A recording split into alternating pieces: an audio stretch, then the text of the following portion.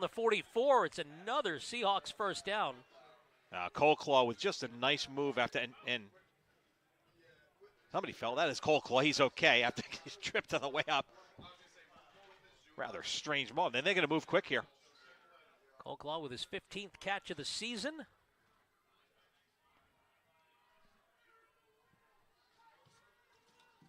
Kamau takes the handoff, coming around the left side, and has about 4.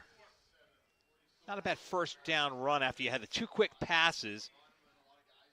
They'll be rotating. Kamau, Hines, more out in there throughout the afternoon. I just think the more success they can get on the ground, you're just going to see even more for the passing game work as Barton gets more and more confidence with his crew. Sekou in motion. The handoff faked. Here comes the pressure. Barton running for his life. Eludes a couple of tacklers. Gets inside the 50. And he's right around the first down marker as a scrum breaks out along the Wagner sideline. Boy, that was just a fantastic job by Barton. He had someone chasing around behind him, realized that he felt the pressure started to run, and he turned what was probably just a safety scramble into a first down run. Adonis Marshall finally shoving JB out of bounds, but not before he gets to the 45 of Mercyhurst. First down Seahawks. Barton can move 70. Now, came in with 69 yards on the season. He's now over 70 with that one. Good protection here. He's got all day. Then tucks it in and gets inside the 45. They'll mark him at the 42, a gain of 3. And we talked about it in the pregame show, the protection, adding Johan Bars out there as well at the tight end position, just giving him so much time to work. Brady Anderson at center, Mateo Lucero, the left guard. They've got Prince Gaitan as the left tackle.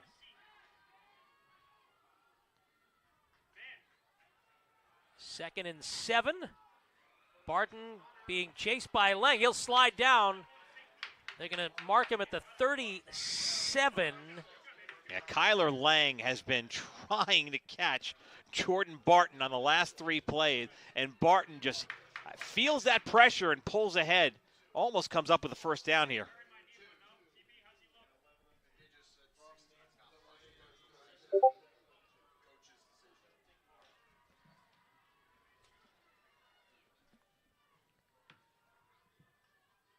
Red on the end around. He's got the first down and more. Inside the 30 for Malik Red. Just ticking right along. Great start here for Wagner. A nice drive. Started all the way at their 15. Little substitution now.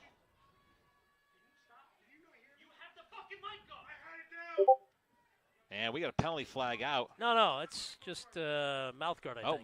Yellow mouth guard. It's green right in front of the referee. Here's Hines. Inside the 20. Another Seahawks first down. It's been a great opening drive. Moving it all over the place. Barton's got 17 yards on 3 carries in this drive. They got him set up at the 18.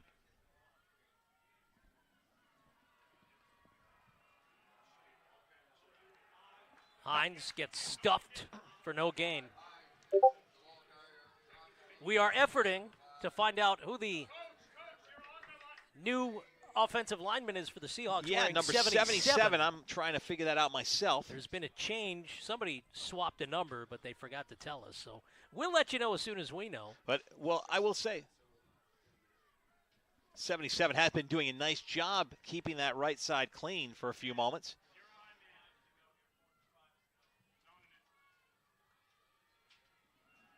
Barton's got time. Over the middle. Coleclaw. Finally cut inside. He's just outside the 15. And that was actually Terry McDonald on beg your that pardon. one. That's okay, Sorry but about that. McDonald right. cut back. He actually probably would have had a little bit of gain. Instead, lost the yardage on this by flipping around. These uniforms a little bit tough when they scrunch up. 9 and 4. Easy one to get confused, especially when they're both on the field at the same time and all going to be right next to each other. Slot. Barton on the run, throws in the flat. This time it is Cold Claw, and he gets stuffed immediately by Adonis Marshall. A promising drive stalls here, and it'd be nice to get 3 out of it at least. On comes the field goal unit. Nicholas Romero has not missed his long for the season 44. This will be from 32. Josh Brown, the holder. Long snapper is Joe Takina.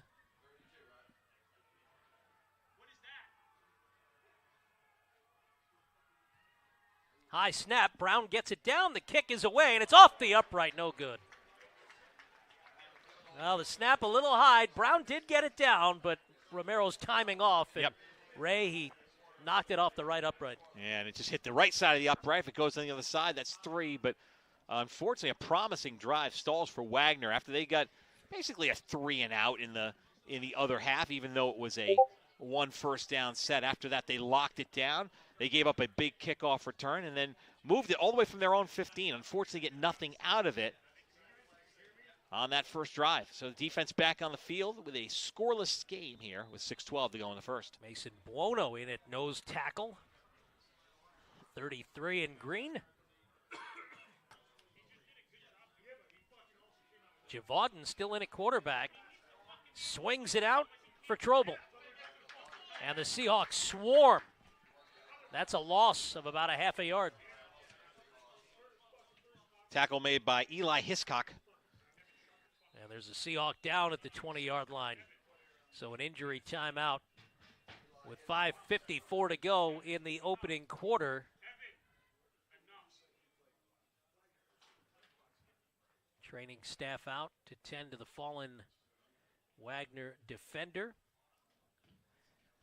The Seahawks now in year number 6 for head coach Tom Masella. Terrancino in his first year as offensive coordinator. Former Wagner quarterback Quincy Guy Barnes is the quarterback's coach and the pass game coordinator. Ryan Remedio, we mentioned for Mercyhurst, he's in his 4th year. Tom Herman is his chief of staff and tight ends coach. And Tom Herman has been out in Erie at Mercyhurst now 32 years, Ray. And I believe over 50 years in college football. I mean, that is a quite a name. He's like the Tom Moore of the college ranks. If you know Tom Moore, who's been around as an offensive coordinator, offensive assistant in the NFL for 50-plus years as well. It's Armani Atote, who's finally up and walking off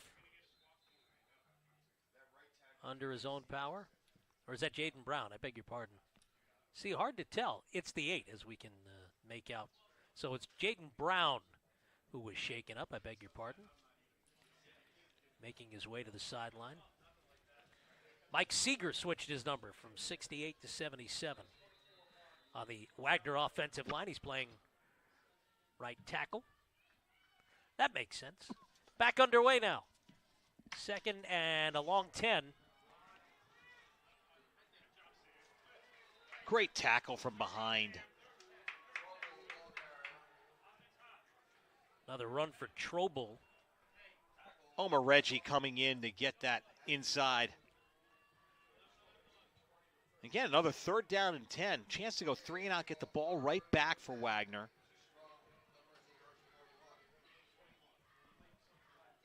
Yeah, we heard about Adam Urena going to be the key to this offense. In fact, he hasn't played a snap yet. I'm going to take a look for him during the next timeout. Rodriguez in the backfield now alongside Javaudin. Abdul Idris jumped, but he got back on side. Play clock to 2. They barely got it off. Javaudin has time looking, and he's got a receiver in the middle of the zone. That's Evan Van Dyke for first down yardage out to the 39. Great protection all day. Van Dyke found a slow spot in the middle of the zone and came across, and that's a big gain. And for this Mercyhurst offense, they needed that to keep this drive going. Otherwise, right back to Wagner. Wagner dominating the time of possession so far, 7:05 to 2:18. Mercyhurst converting 44% of their 3rd downs coming in. Seahawks showing pressure. The handoff is an end around. And Davison is near first down yardage. Yeah, he got a second and third push after he was wrapped up by... Beg your pardon, it was Trobel again. After he was wrapped up by Tote and Omareji, he got a second little push. He had not got those knees down. That got him that first down. So the Hurst. First and 10 at their own 49. In motion goes Black. He'll take the pass on the swing. He's got room inside the Wagner 45 before he's tripped up by Omareji. Again, that swing play, anything they've done in motion. So you had the end around come to get you the first down. Now the swing pass over the right. This one gets you 8 yards. They're kind of going side to side right now and gaining. You know, you don't like to usually go east to west. You want to go north-south, but the east to west has really set up a north-south. Javaden is 4 for 7, 25 yards. In motion goes Trobel. He'll take the handoff around the right side, and he's dragged down by Sam Martin. Big tackle for loss.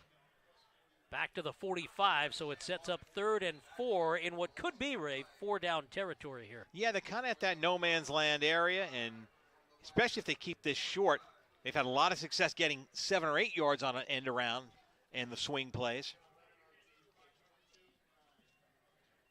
Coming up on 2.5 minutes left, opening quarter. We are scoreless on this Saturday afternoon.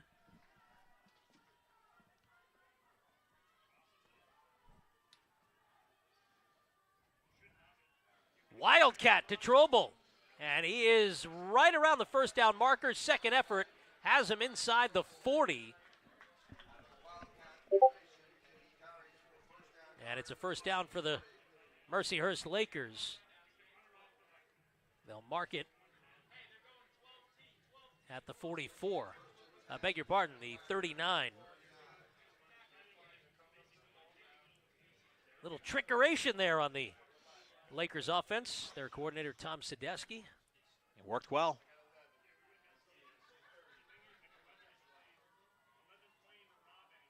Another handoff for Trobel. He's got room, and he's inside the 35 to around the 33. Another 8-yard gain. A 6-yard gain. Oh, my math is terrible today. That's okay. It's the rain. It's giving me a wet brain. We'll say the rain washed away some of the numbers, so it's... Yeah, on turf. That would be... It's the reusable turf. We can change the logos. Gain is I'm 6. going with that. 2nd and 4. Coming up on a minute left in the quarter. Javaden back to pass. He's looking near side. He's got a receiver wide open. That's Davison, who falls out of bounds inside the 20. Another Hurst first down. You look, and it looks like Wagner did not know what that defense was supposed to be. Jordan Johnson and Omareji were the only players around, and that was a good 8-9 yards away when he was wide open. And honestly, that wasn't a very accurate pass. He had to make a nice play to pick it up anyways, but there was nobody there. It didn't matter. At the Wagner 18, another handoff for Trobel. And he's wrapped up around the 10. Combined tackle. And Trobel's hurt. Sam Martin and Abdul Idris, and Trobel is down. So we get timeout for the injury with 23.8 left in the quarter. And we'll step aside as well here on NEC Front Row. We're down.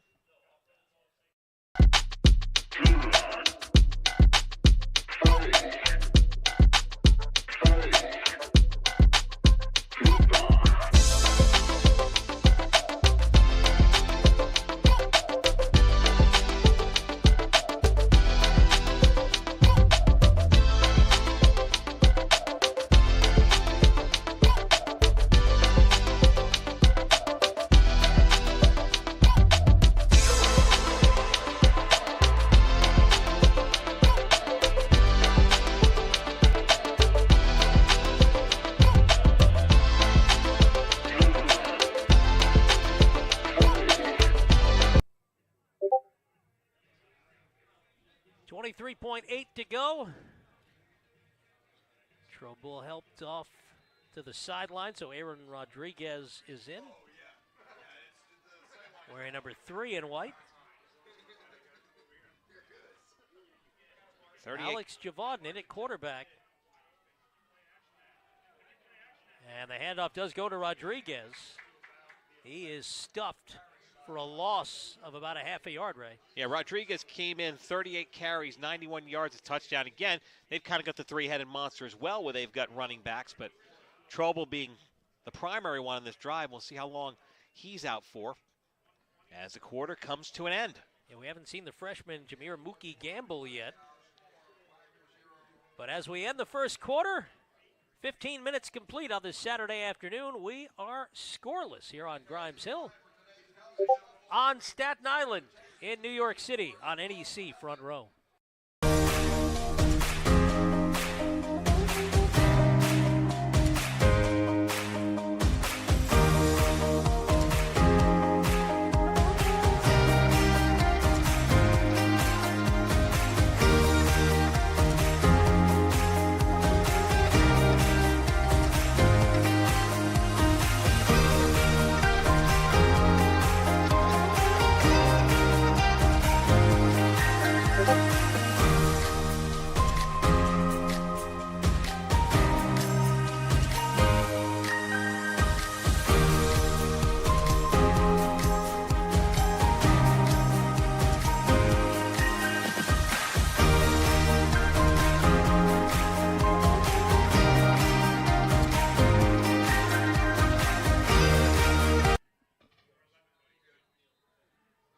Mercyhurst opens the second quarter with a 3rd and 3 from the 12-yard line or so.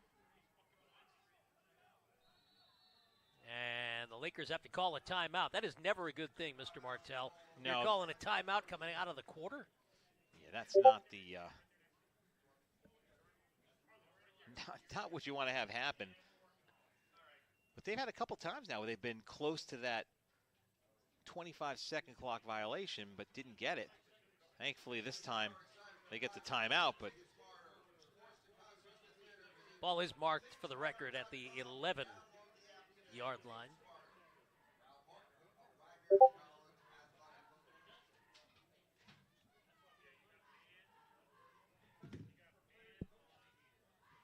And I was looking to see if I can find Urena on the sideline. We know he went out for the coin toss.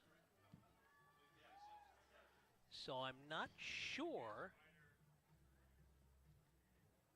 why the switch in starting QBs for the Lakers. There he is, right at the 45 across the way. And number 16 is. So now there are 2 16s on the roster, so I can't be completely sure. well, but we know it was Urena who came out for the opening coin toss. That much we know. We also know he's not been in yet. So 3rd and 3 at the Wagner 11. After using their first timeout.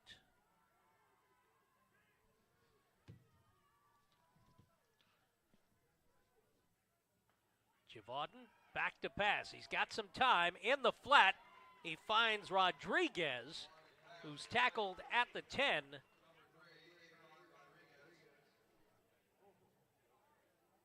By Atote, who is back in the game after getting dinged up in the first quarter. So 4th and 1.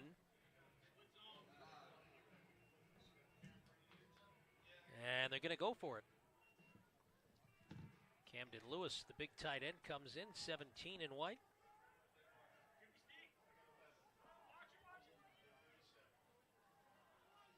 It's Trouble in the backfield alongside Javodin. Receiver comes in motion. Another Wildcat. Trouble's got it. And the tackle right around the line of scrimmage. Jordan Johnson with the trip up. We'll have to see where they mark it, and he might have gotten just across the first down marker. Official on the near side is saying right at the goal line, so. Or at the first down marker. Excuse me, not the goal line. You're right, the first down marker, excuse me. And Johnson banged up as he comes to the Wagner sideline. So they are going to give him first down yardage. First and goal at the 7.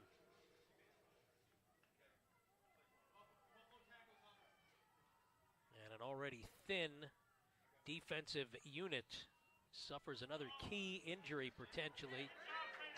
There's some good penetration by the Seahawks. Brendan Leal with a tackle for loss of 3.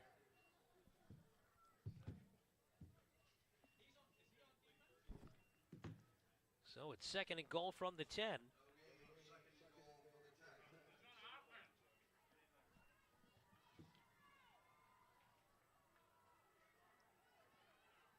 Leal with his 11th tackle of the season.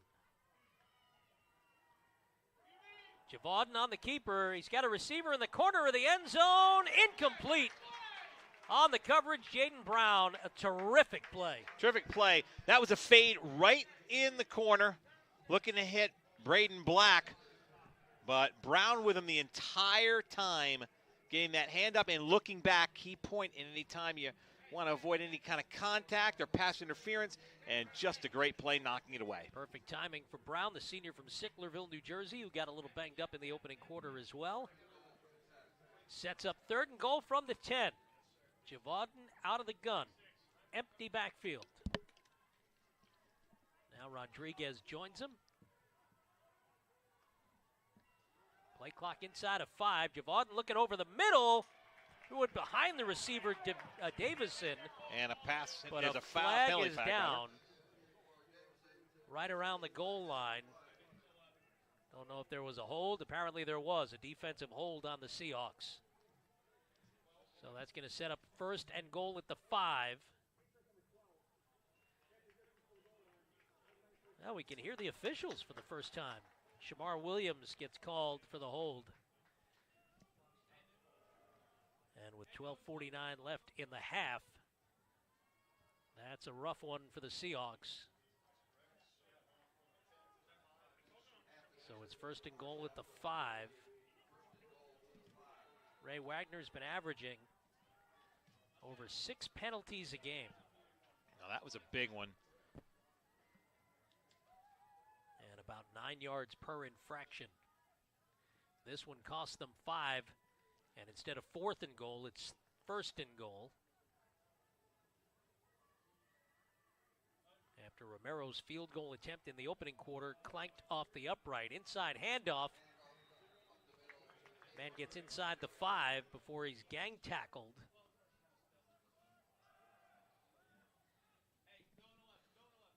And that was Rodriguez on the carry.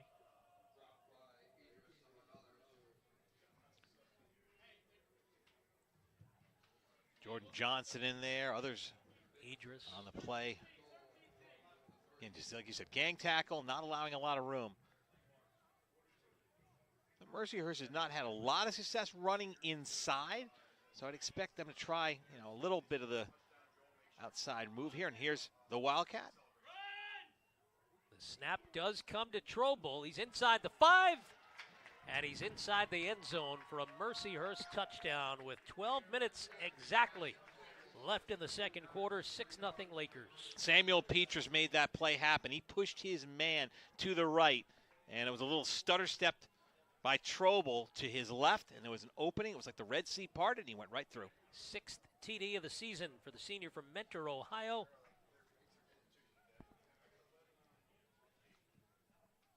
The kicker is Max Young, 11 of 13 on PATs this season. The holder is McGuire, the punter. Not a great snap, but he gets it down. And the kick is no good, wide right. Wow. Not a day for kicking. Second time today we've seen a bad snap turn into a miss. And the score remains 6-0 Mercyhurst. 3 minutes into the second quarter here on NEC Front Row.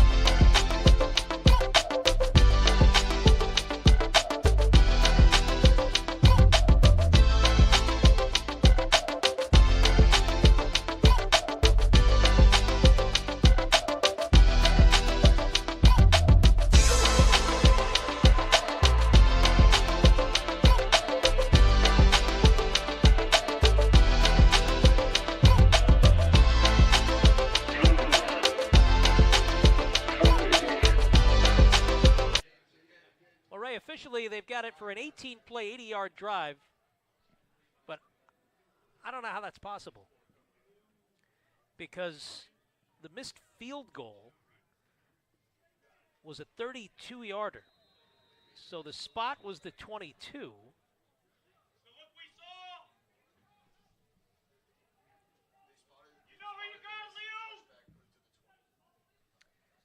Preston Baker, our producer, cluing us in. They spotted the miss as a touchback at the 20, so it is an 80-yard. These rules, you don't keep up with all of them. You miss most of them. Here's a return for the Seahawks, but a flag down at the 15. It's going to come back.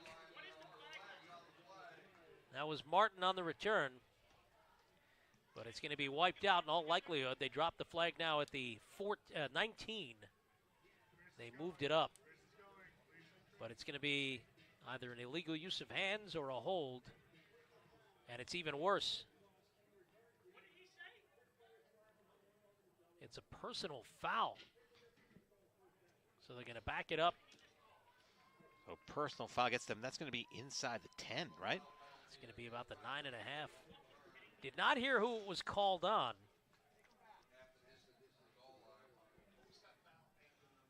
And another self-inflicted wound by the Seahawks. Remember, they had that defensive hold on 3rd and goal on an incomplete pass that eventually led to the Mercyhurst touchdown. Yeah, 2 big penalties here have hampered this Wagner offense getting back on the field and now on the field.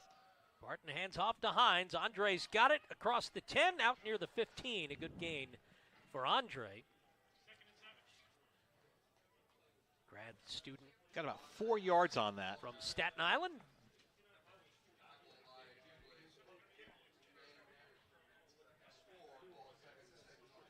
So they give him a little more than 4. 2nd and a long 6. It's another handoff off right tackle. And again, it's Andre Hines out to around the 18. So it'll be 3rd and a long 2. Really be a boost for this offense to stay on the field. After that long drive, defense would give a little bit of time to rest. And a false start. Flags fly. Boy, that's 3 penalties now that have been very costly for Wagner in the last 3 series. 1 offense. Well, it's 3 penalties in the last 4 minutes because they've all come in the second quarter. 1 set up a 1st down and goal. The other one put them back here, and then after a nice couple of plays that had them on a 3rd and reasonable, a false start play brings them back now to 3rd down and it's a long 6. Early, late, long 7, really, yes. McDonald in motion. Barton back to pass. He's got Terry in the flat. Gets across the 20, and he will have a 1st down. That was just a nice move. After he was wrapped up, or got a hand on him rather, he was able to spin around and get to that marker. Keep this drive going. Chris Thompson, a grad student from Bakersfield, California, in on the tackle. But not before the Seahawks pick up the 1st down, out to the 22. Here's Kamau. He's got room across the 30. Got bumped down by Marshall, who's had a very active day. He's been all over the field. See him kind of blow up a couple plays, and this time he made the big tackle. Otherwise, he could have been gone. So Kamau averaging 4 yards a carry coming in. They go back to him, and he gets across the 35 to the 37, a gain of 3. Nice little dive through. Another name that's been out there for quite some time today, wreaking a little havoc, is Kyler Lang. He got in on the tackle there, but he's been in the backfield, chasing people around, bringing down Kamau. He's not been able to bring down Barton yet. Again, this team only has 1 sack. Barton 4 for 4. He'll keep it this time, and he slides down. Ball came out. And the scrum is on at the 41-yard line. Looks like the Seahawks were able to recover disaster averted as it sets up a 3rd and 2. Now, I don't understand how they call that a fumble. If he slides down, they're going to mark him where he starts the slide. The play should be over. And that may be what this is. We didn't really get a discussion on it here. The end around, Hines. Great play by Hines at the end, following his blocker to get that extra yard for the first down. He knew where the chains were. Beg your pardon, that was Terry McDonald in the sea of humanity. But he gets the first down. You know, the Seahawks have been setting their running backs out wide, so a little confusion on our end, too. Matt Morad's in the backfield for the first time alongside Barton as Chris Harris comes in motion.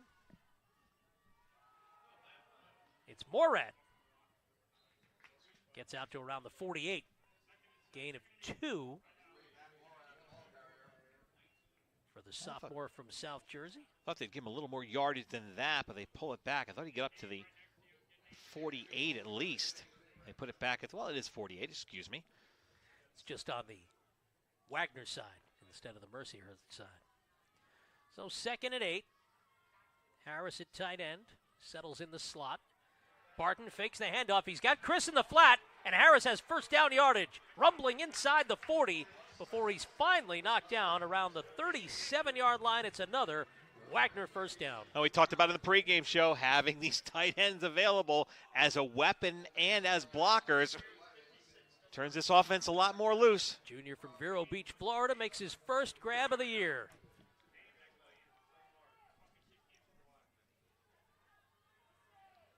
Trips near side for the Seahawks. Morad takes the pitch, gets inside the 35, and he's tackled at the 34. That's a gain of 3, sets up 2nd and 7. And Marshall again in on the tackle for the Hurst.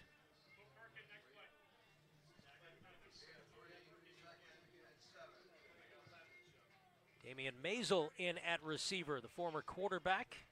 Malik Cooper also back in the game. Goes out to the far side. Malik Cooper making his first appearance of the day. Barton hands to Morad. That's got first down yardage. Inside the 25, still churning the legs. Boy, looking like Mark Bavaro back in the old days for the Giants. Takes it down to the 23. That was such a great play, and it's something we saw a lot 2 weeks ago in their last home game. Offensive line getting up there and then pushing it forward for a couple extra yards. Barton got them off. No flag, though. Pass into the end zone. Touchdown, Malik Cooper. And the Seahawks have tied it up with 5:48 to go in the second quarter.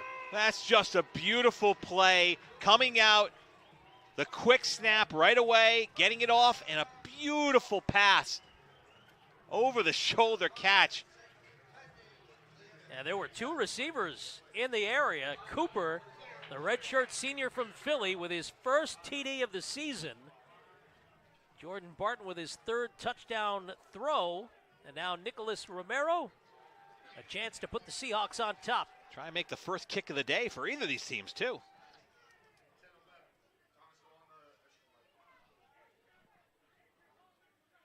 This snap is good. The spot from Brown perfect, and the kick right through the middle. Wagner on top. 7-6 Seahawks. 5:48 to go until halftime here on NEC Front Row.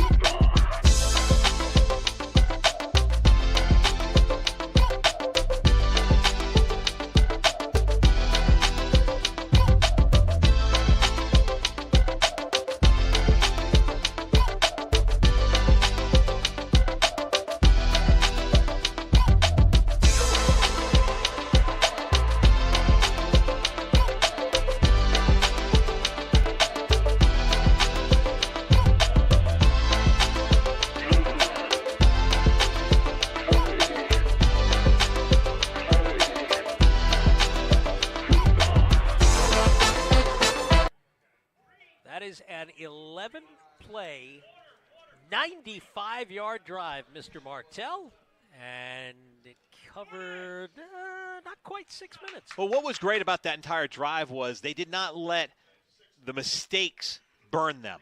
A couple penalties, a couple trips here and there. No, every time they got to the sticks and kept it moving.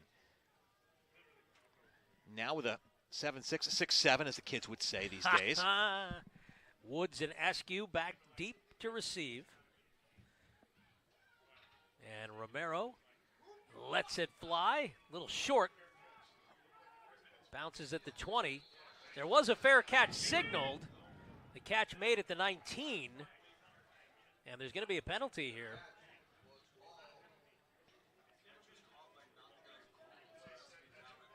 Yep, so the catch was caught by the player who did not call for the fair catch. Right. So it gets down at the 18-yard line. So back it up even farther, though. Yep. Well, maybe it is the 18. Beg your pardon. Okay. Yeah, I think it's one of those unpenalized penalties. I'm going to make up that new thing. Yeah, you know, it's funny. I printed out the new rules, and then I left them home this morning on the printer. So I knew something would happen today because it didn't happen the first 2 home games. Only new rules I know is Lizzo, so there you go. Oh, boy. And Bill Maher. So Javaudin still in at quarterback. Sophomore from Pittsburgh. 5 out of 9 today for 43 yards. Trobel comes in motion. Takes the delayed handoff, and he's got some room to work. He gets out near the 25. They'll mark him at the 24, a gain of 6. Trobel's 12th carry already today. Eli Hiscock in on the stop. Sophomore from Florida. Hopefully at halftime we can find out some information of why we haven't seen Urena in this game in the first half after he warmed up, was out there.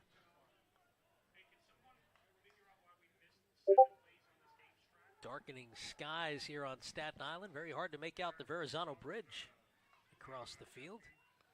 Handoff fake. Javaudin back to pass. He's got room and he's got a receiver open. Coming back though for it. Throw was short and it's incomplete. Intended for Van Dyke into triple coverage. Including Atote and Lampley. 3 green jerseys around there, and Lampley, Atote, if one of them had turned around, they may have had an opportunity interception. Juvens and Romulus back there as well. Kid's got a real good arm, but just underthrew a little bit on that one. Takes a lot of guts to throw that one up there in a triple coverage. And I beg your pardon, it was Jaden Brown on the coverage. So hard to make out the 8s and the 0s with the jerseys bunched up. 3rd and 4. Here comes the pressure. And the dump off incomplete. Trying to find his tight end, Ashton Wilson. Good pressure by the Seahawks defense. And it'll set up 4th down. A punt situation here for the Hurst with under 5 minutes left in the half. Sorry, mark a chance now to do the double. And this is exactly what Wagner would have prayed for before this game. They're going to get the ball back with 4:53, about the time they start the offense up, probably have semi-decent field position, chance to take the ball down, go in, score, and then they get the second half kickoff. Yep. Lakatos back to receive.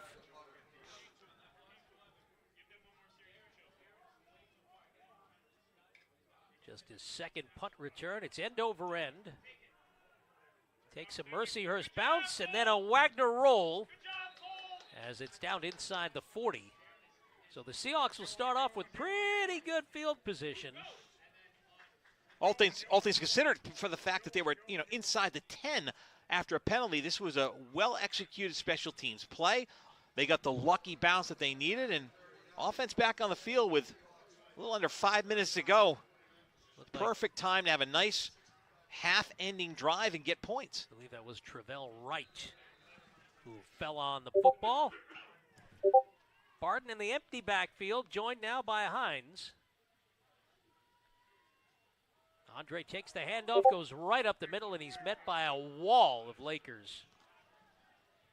Chief among them. 14 in white, the aforementioned Jeff Lavelle. Didn't take Laval long to catch up to Hines. And you get right in there, brought him down. No gain, 2nd and 10. Clock continues to run, 4:20 left. Second quarter, Wagner on top, 7-6. Barton under pressure now, running for his life. Eludes one tackler, now coming back to the near side. Still nobody to throw to. Tucks it in, and he takes it right about to the original line of scrimmage. Did about 40 yards of running there and got himself a 3rd down and maybe 9.5 instead of a 3rd and 10. So another 3rd and long for the Seahawks. 3:45 to go in the half. Kamau in the backfield. Rain has started again. Coleclaw and Cooper come to the near side, joining Maisel. And it is pouring now. Out of the downpour, Barton trying to find some room to run. Does get across the 40 out to the 43. A gain of only 4. It'll set up a 4th and 6. Clock continues to run. Remember, Mercyhurst had to use that one timeout to start this quarter, so they only have 2 left, plus the 2-minute pause. So to bring the punting unit out, Josh Brown, 25 of them on the season so far, an average of better than 41.5 yards. He and Vince Massillo had shared the job the first couple of games. Wagner's going to let this run all the way down. Might as well. Will they take the timeout, or will they take the penalty? Hell, they do take the timeout right there. Might as well. Yeah, this not you're not in that area. I believe the timeout came right before the penalty flag, so the flag does not count, even though it was thrown. 2:39 to go.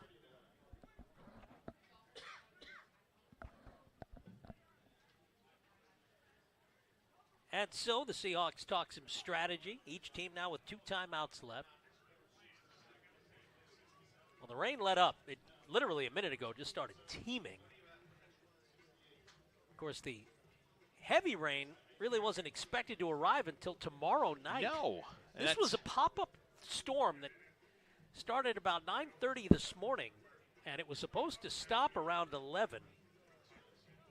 It let up. It never did stop completely.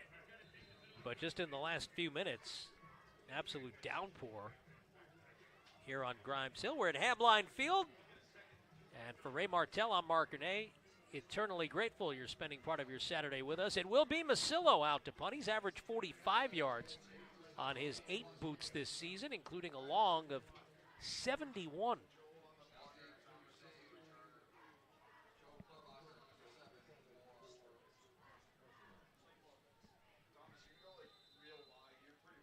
Kerbacher is back to receive, standing inside the 20. Massillo lets it fly. It'll bounce around the 30 and carry him out of bounds. We'll see where they spot it. Right about the 24.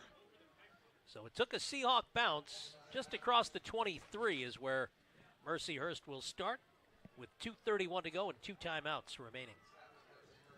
It's really coming down now after. And the wind is at the Lakers' back, or backs, since they're more than one. It's been Alex Javaden at quarterback in place of the Californian grad student Adam Urena. Javaden back to pass. Here comes the pressure from Idris. The throw deep in the flat, and they find the receiver out of the backfield, Trobel, and he's going to take it all the way for a 76-yard Mercyhurst touchdown. What a pass in the rain under pressure. He got off for the big play. And Mercyhurst with a quick strike here with 2 minutes and 19 seconds to go in this first half. That is their longest play from scrimmage this season. And boy, that's not Javaden, his first touchdown pass. And this is the strangest extra point or 2-point conversion attempt? No, they're going to kick. They've got.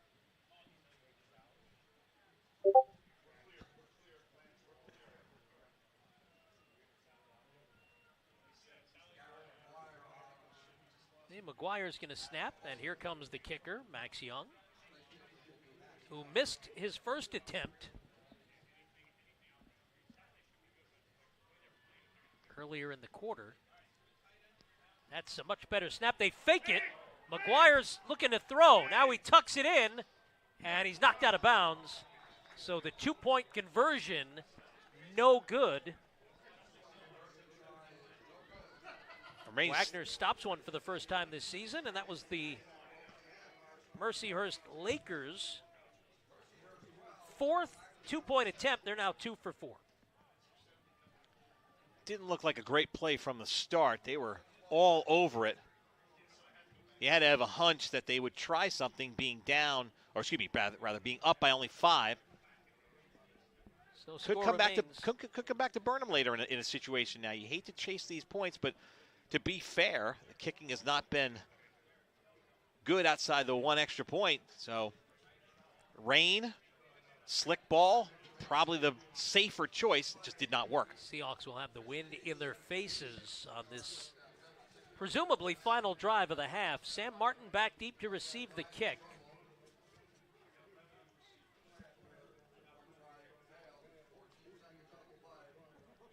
Mark Harrington does the kickoffs, usually, and he will be booting this one away.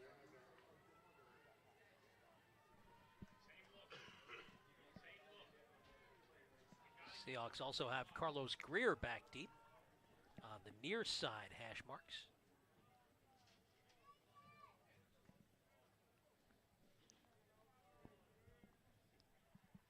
.2:19 to go. 2 timeouts left. Kick goes out of bounds.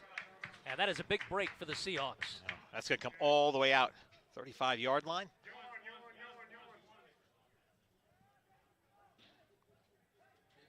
After the penalty. Or make that the 30, I'm sorry.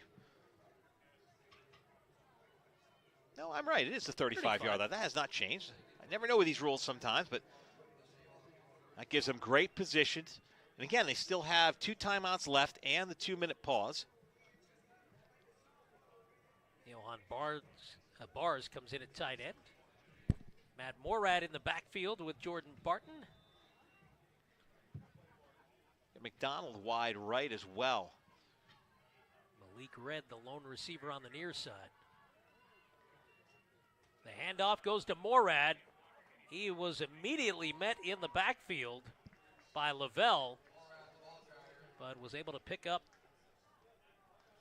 a couple of yards for a 2nd and 8. See if they try to get something off here. I don't think they will as we hit the 2 minutes. So this serves as essentially the first of Wagner's 3 timeouts, even though they used one earlier in the quarter. So the clock stops. We've got exactly 2 minutes left until halftime, and your score, Mercyhurst 12, Wagner 7 here on NEC Front Row.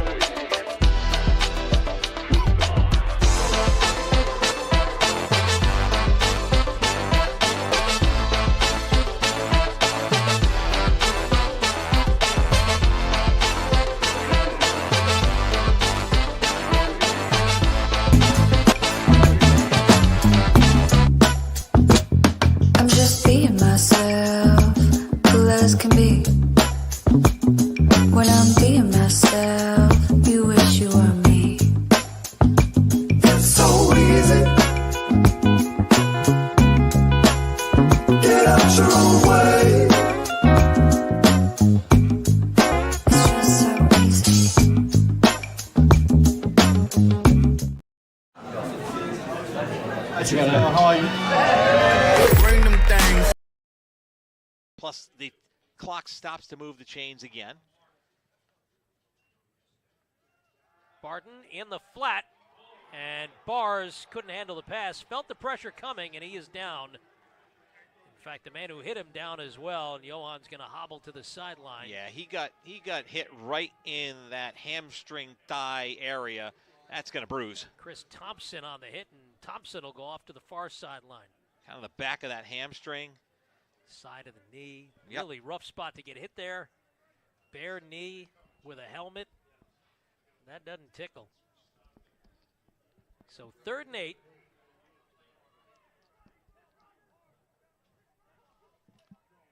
Harris settles in the slot. Barton fakes the throw, goes to Morad, and Matt out near first down yardage. It'll be 4th and 1, just shy at the 44. Timeout called by Mercyhurst with 1:45 to go. Well, decision time here, you would think it's a punt, but I'll tell you what. you're short. You're rolling the dice. If I'm Tom Masella and company, Terrancino, I am rolling the dice here. I'm putting the faith in my offensive line, in my quarterback, and my receivers that they can get a yard here. At the very least, you're either gonna try to pull them off sides. You got to figure that's the goal here. That too, but honestly, I would go for it. We'll wait till they come back out of this timeout for that. But this is a nice little moment in this game to see if and keep this drive going and find a way to get a couple points up. Like I said, they had the opportunity to do the double. They still do, but they have a unfortunate touchdown go the other way for them against their defense. So instead of heading into the locker room up by a point, at the worst, they're now down by 5 and looking to see if they can find a way to put themselves back a little closer. Now, Again, they're still going to get that ball on the field. The offense is out there. Cole Claw in red near side. McDonald to the far. Harris in at tight end, right slot. Hines in the backfield to the right of Barton. Hard count. Play clock inside of 5. They do go for it, and they've got the first down. Andre Hines out to the 46. Clock stops to move the chains. They got to get on it quick so they're ready to go. $1:43 to go. 2 timeouts left. Seahawks now just 3 for 12 on 4th down conversions this season. But more important, 1 for 1 today in the final 100 seconds of the half. Barton's got a receiver in the flat, and he gets gobbled up. Didn't have enough time to find him. On the tackle, Kyler Lang. That'll be his first sack of the season and only the second all year for the Lakers. Wagner's going to let a little time run off the clock here and run their next play because only 1 timeout left for Mercyhurst. You don't want to give them an opportunity to get the ball back here. Jordan Barton in an empty backfield. Here comes the pressure. Good protection. Pass over the middle intended for McDonald. It was broken up by Jake Miller. Boy, Terry McDonald was in stride and would have had 6. Miller got a hand up there and just tipped it away. Grad linebacker from Shaler, PA. Mercyhurst, of course, from Erie. Clock stops with 54.6 in the half. It'll be 3rd and 13 from the 43. Colclaw in motion. Barton hands it off. Kamau coming near side. He's got plenty of room across midfield, close to first down yardage. Knocked out at the 45, but the clock does stop with 49 seconds left. It'll be another 4th and 1 for Wagner. And you're obviously going to go for it here in no man's land. There's a chance to keep the drive going one more time. Still have 2 timeouts left. Hines in the backfield. Andre gets stuffed. Second effort. He got back to the 45, but he is stopped short. And the Seahawks turn it over on downs with 44.1 to go. Just could not get through that first line. If he cuts a little bit more early, maybe sneaks forward to more, but that was so read well by this defense of Mercyhurst. Gives them the ball back, 44 seconds, only one timeout left for the Lakers. Javaden 6 of 12 for 119 yards. Of course, 76 of them came on his last pass. That was to Trobel, who scored both Mercyhurst touchdowns today, one on the ground and one receiving. He's got 7 TDs now on the year.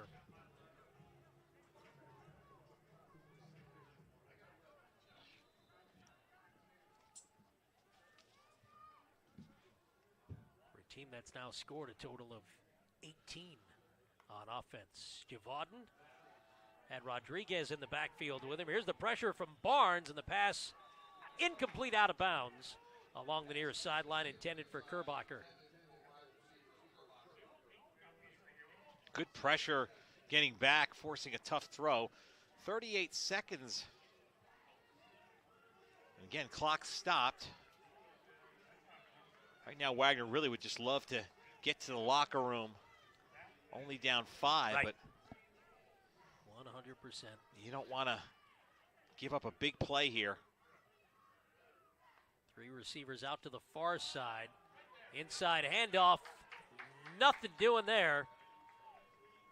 As Jordan Johnson made first contact with help from Abdul Idris. But no timeout taken by either team at the moment, because for exact that reason, neither one of these teams wants to make a mistake. Rodriguez got stuffed. Looks like Mercyhurst going to play for this last play of the half. They don't need to. They can just let the clock run out. And that's exactly what's going to happen here. Second quarter comes to an end. Your scores: Mercyhurst 12, Wagner 7. Checking some preliminary statistics. The quarterback for the Lakers, Alex Javaden, 6 of 13, 119 yards and a touchdown. It was Brian Trobel leading the way on the ground, 11 carries, 42 yards, including the touchdown. He, of course, was their leading receiver as well. 2 catches for 75 yards. That means he had 1 for the touchdown, 76, and 1 for negative yardage. For the Seahawks, Jordan Barton, 6 of 8 passing, 67 yards. Wagner with 121 yards net rushing. Sekou Kamau led the way, 5 carries for 40.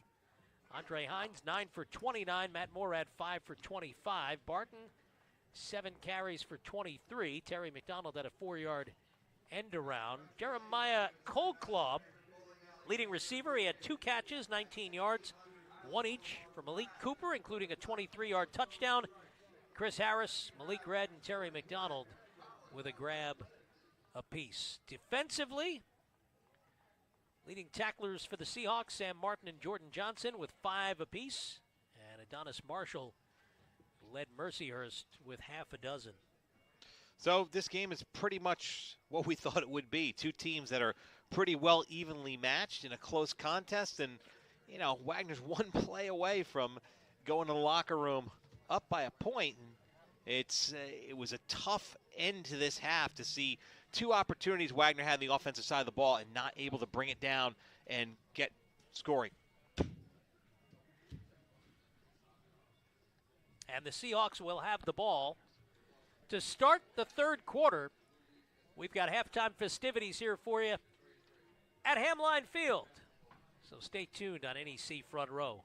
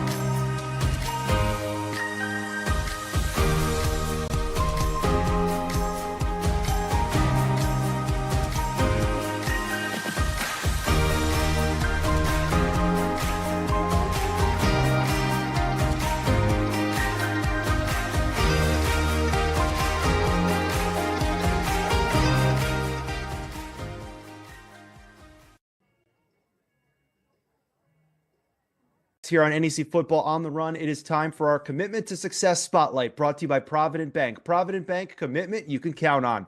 Joining us today is Central Connecticut State defensive back Christopher Jean. Chris, welcome back to the Spotlight. Glad to be back. Now, you were with us where we last left off 10 months ago, fresh off a championship clinch.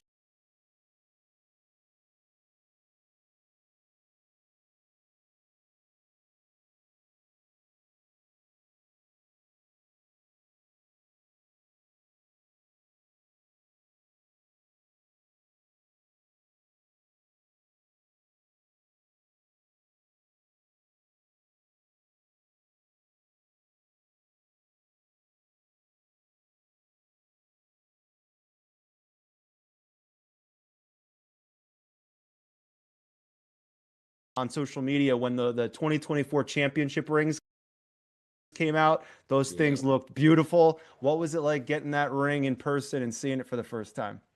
Uh, it was different. Having my first college ring was kind of breathtaking because you got to think coming into college, a lot of people don't get to enjoy that feeling or that experience or even see a ring, but I got to enjoy that. Amazing. And now we turn the page. It's a brand new year, brand new team.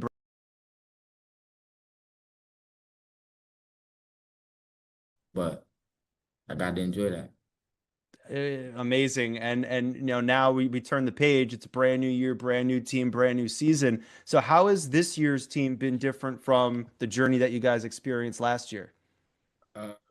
This year it's different. A lot of guys left, so we got to build a bond that we've never seen before. We got to make connections that can be a little hard because it's a lot of guys from different places, connecting together as a team is always going to be hard. But these guys, like we're more talented than last year. Just got to build that bond to where it's unbreakable. That's a big statement. And I'm wondering for guys that are back like yourself, how has the team kind of approach it? Is the word repeat like a dirty word, or is that something you embrace? What's kind of the approach been? So a lot of people like to say repeat is a dirty word, but I'm a kind of guy, I'm gonna call it what it is. If we want that ring, we're gonna get that ring. Going for it. Yeah. Now let's go back to the game this past week. For you, 2 interceptions. You had a fourth down pass breakup against Merrimack. So take me through those plays. What were you seeing and what was going through your mind as you tried to make those plays? Um, as those plays are going on, like I'm a guy that'll just take it one play at a time. Like if the ball comes my way, it comes my way. If I can make a play, I'm gonna make a play. I'm I'm someone that wants to be a game changer. I want to be someone that teams scheme away from. Like they see me, they be like, "Oh, can't go that way. We got to go on the other side." So it's like I want to be a dominant force.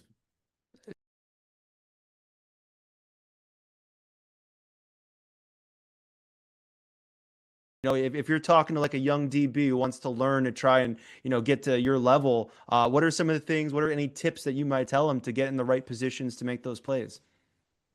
Get comfortable being uncomfortable. It can be challenging being young and going up against guys that got experience and guys that got talent. So just go out there, be yourself, and play ball. Not not gonna say it's any tips or tricks. It's be just read your keys and play yourself and be yourself. Now, on the defensive side, you're making the plays in the secondary, but as we talked about last year, when the defensive line's pressuring the quarterback, it makes the secondary's job a little bit easier. So, what have you seen from the D line? Some of the new faces that are up there. What have you seen from them so far this season? This year, same kind of talent. The guys up front, dogs, straight dogs. Like I don't see no other team that could really compete with our D line. They just one of them ones. Now, the team overall this season through 4 games, 2-2, 1-0 in league play, which is the exact same record that you guys were through 4 games last year. So what has the team learned as they've gone through all these non-conference games, the first conference game as well, as you get ready for the big conference gauntlet that's right around the corner that'll take you to the end of the season? What lessons have you learned about the team so far? We learned that it's a game is never gonna be handed to us.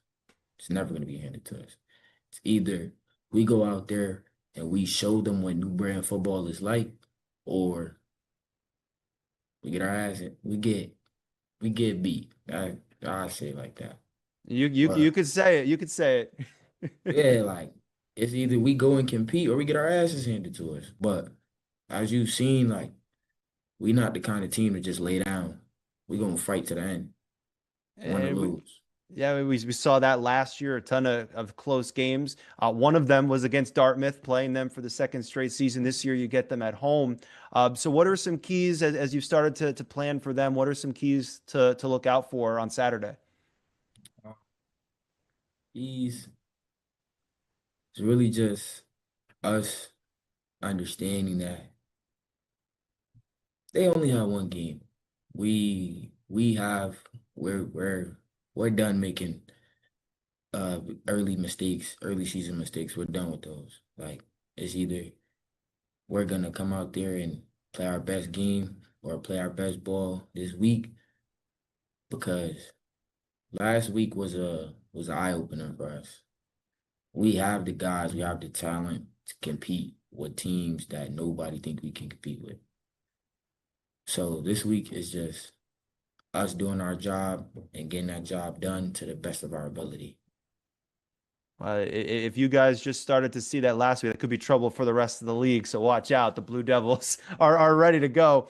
Let's get into the final five here, Chris. These are quick hitters. So first thing that comes to your mind that jumps out, just let us have it. All right. Gotcha.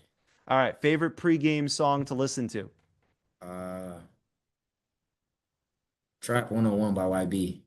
Okay. I'm not going to pretend to know what that is. I'm too old, but I'm sure it's great. When you were a kid, favorite Halloween costume that you had?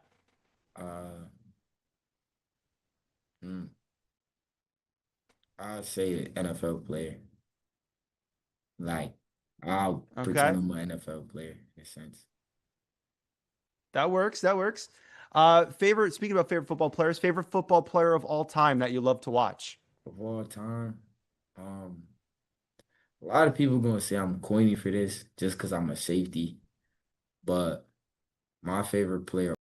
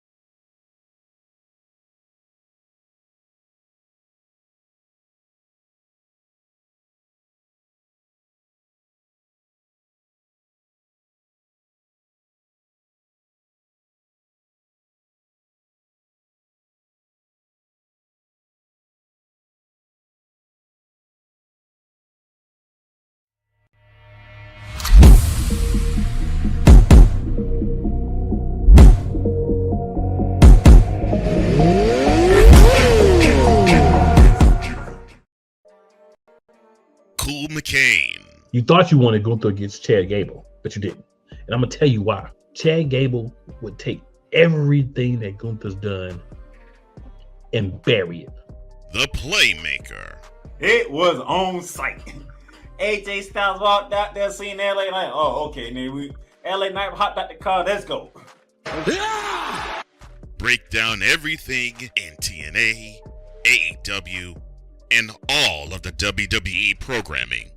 Join these two kings, monarchs of wrestling, live every Monday at 6:30 p.m. Eastern, 5:30 p.m. Central on the Play Caller Sports Talk YouTube channel.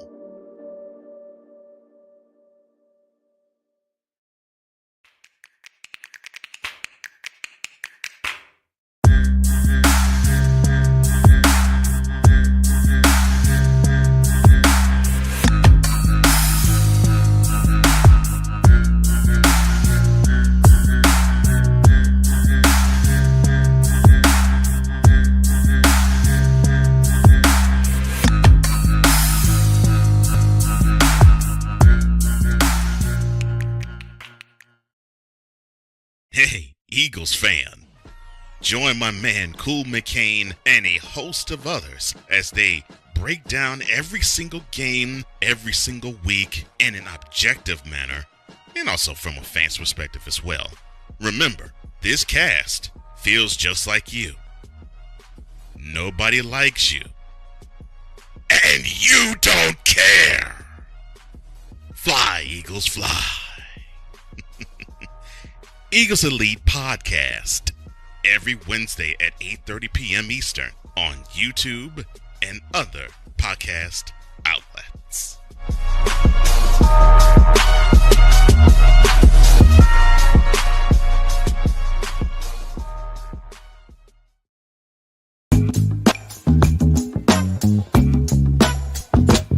I'm just being myself, cool as can be. When I'm being myself, you wish you were me. It's so easy. Get out your own way.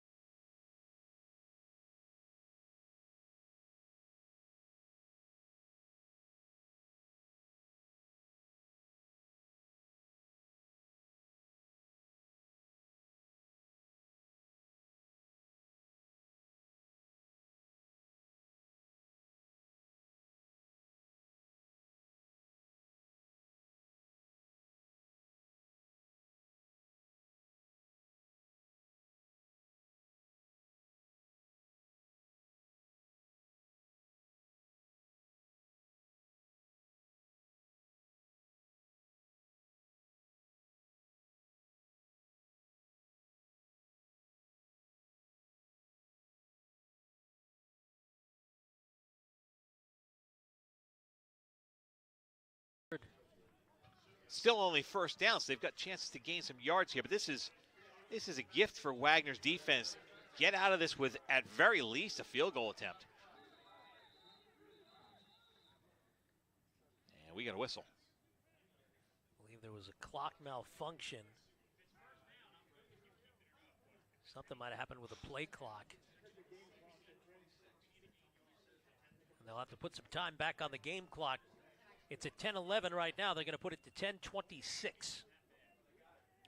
And there it is. And a fresh 25 for the Lakers.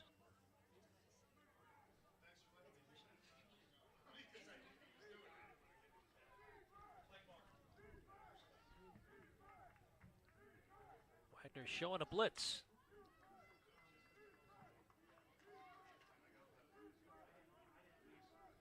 They've got 6 up front, 2 creeping in.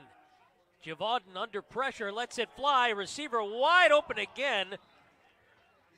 Right rolls again, but this time he's overthrown, and the Seahawks avoid a major problem again. Yeah, he had clearance of at least 2 or 3 yards in front of the defensive backs.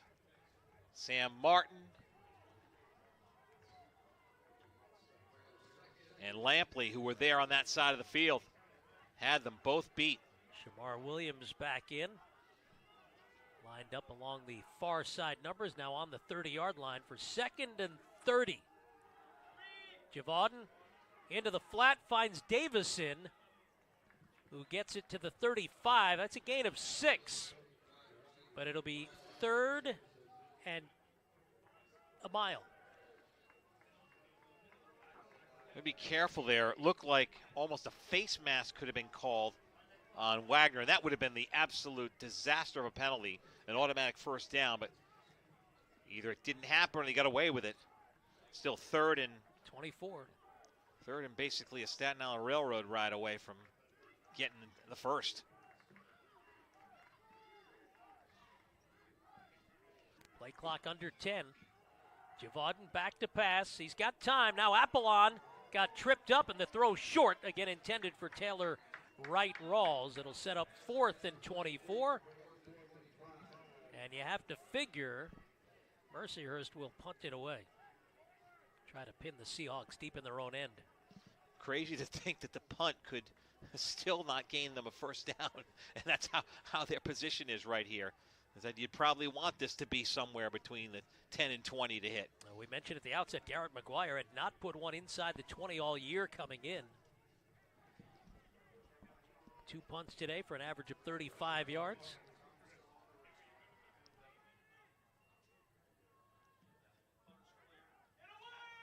Lakatos back to receive. It takes a Wagner bounce, and it's down inside the 10. So a long field for the Seahawks, but let's remember they did have a 95-yard touchdown drive back in the second quarter. A 95-yard touchdown drive, and look, they've weathered a little bit of a storm here on that. No pun intended with the way it is. Too late now. The way that this penalty put Mercyhurst so far back that it was almost unattainable. And again, you can look at a close call there. We're up here so we can't see, but it looked like one of those tackles came very close to having a face mask on it, which would have changed the complexion of that entire last series. Andre Hines in the backfield alongside Jordan Barton as Malik Red comes in motion. Barton under pressure, lets it fly. Intended for either Colclaw or Maisel, but way out of bounds. Yeah, just threw it away at the end there. Good play, getting the sideline out of the tackles, and then obviously getting it past the line of scrimmage.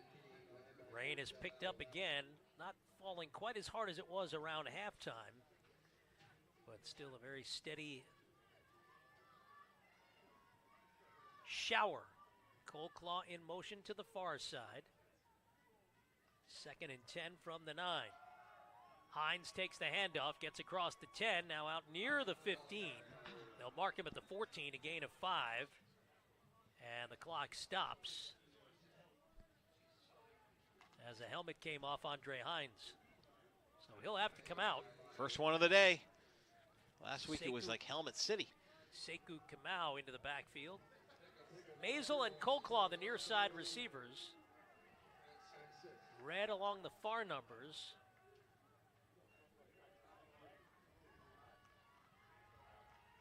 Third and a short 6. Barton's got protection. Ball slipped out. Wet ball. He gets it back. Now he's got to avoid the safety. And he's tackled around the 1-yard line. That could have been an absolute disaster for the Wagner Seahawks. He did a real good job getting that ball back and almost was able to get the ball back, throw it away, but boy, that first time the weather hits them today. And now this is going to be a very, very short punt, or rather the short backfield for the punter. Yeah, Josh Brown has very little room for error. He's got his heels right inside the back of the end zone. Fields it, gets it away. It's a good punt. Kerbacher hauls it in around midfield, spins away from one tackler. Another helmet flies off as the return will be marked down around the 45-yard line. That is a great punt and great coverage, all things considered, that he punted from about a yard in front of the back of the end zone. Averaging about 41 and a half coming in. That was his second today. And it was about a 49-yard punt. A 4-yard return. And look, Mark, this is still a 5-point game with a lot of time left. The defense has done its job. The offense has not been clicking as well as it should be after it had a good first half. They marked it just across the 46, or inside the 46, I should say. The handoff goes to Trobel, who has been nothing but trouble for the Seahawks defense. And he's got about 5 inside the 45. Wasn't that a Star Trek episode? Trouble with Trobel? Oh, the Tribbles. Okay, sorry. They mark it at the 42. So it's a gain of 4, 2nd and 6. Rain is picked up again here on Grimes Hill.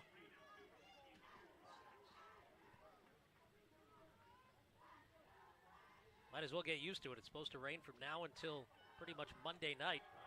Another end around. Highly successful for Mercyhurst in the first half. This one gets them another first down. And it's Trobel yet again. That's his 13th carry of the day. Now make it 14 now. And he's got first down yardage inside the 45 to the Wagner 44.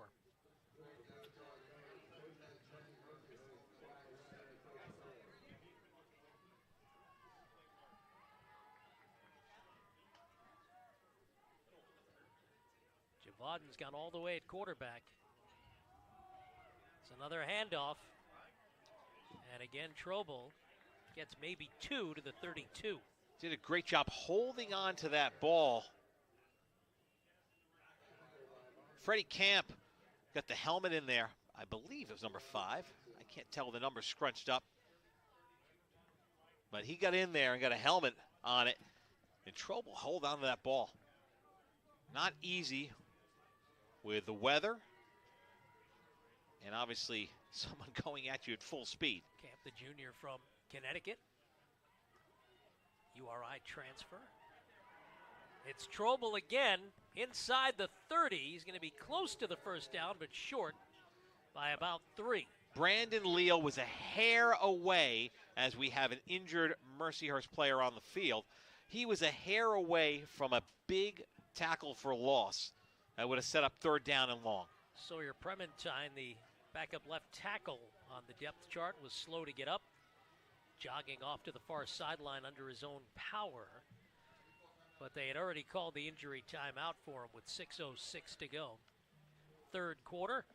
No points yet in the second half. Mercyhurst leading 12-7. All the points scored in the second quarter of this one. And again, the rain continuing to intensify.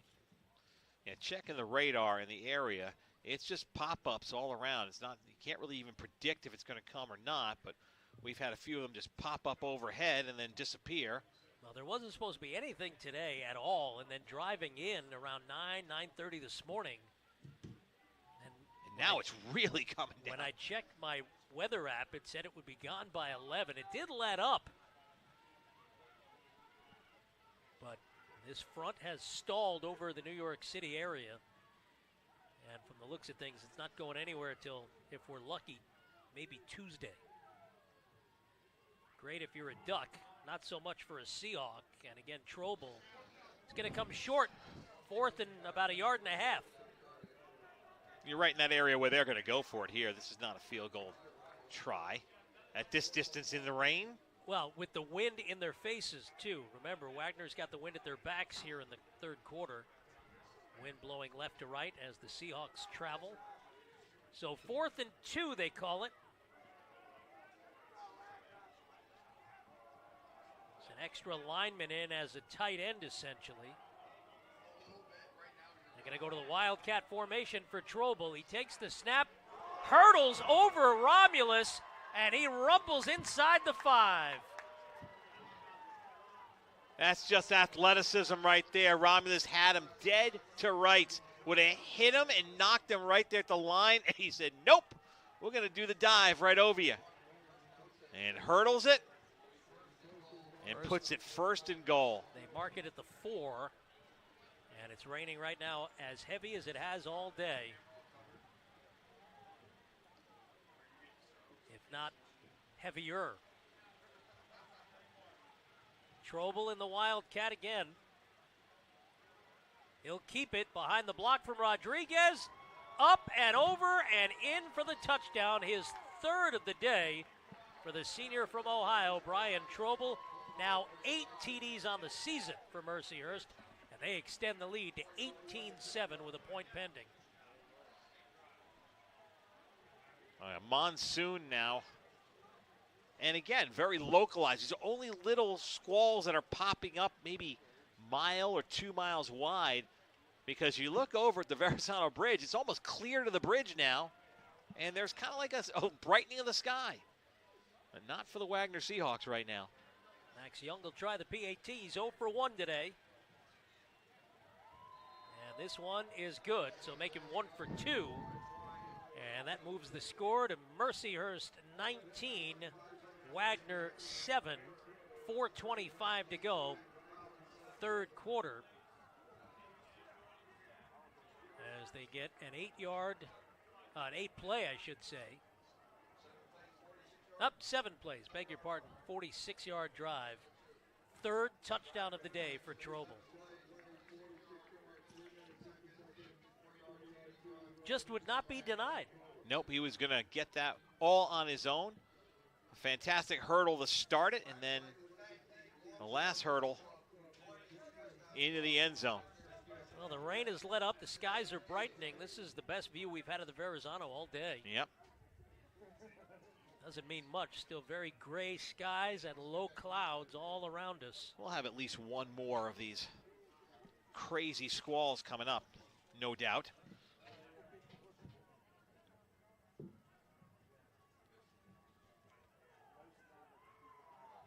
So Harrington will kick off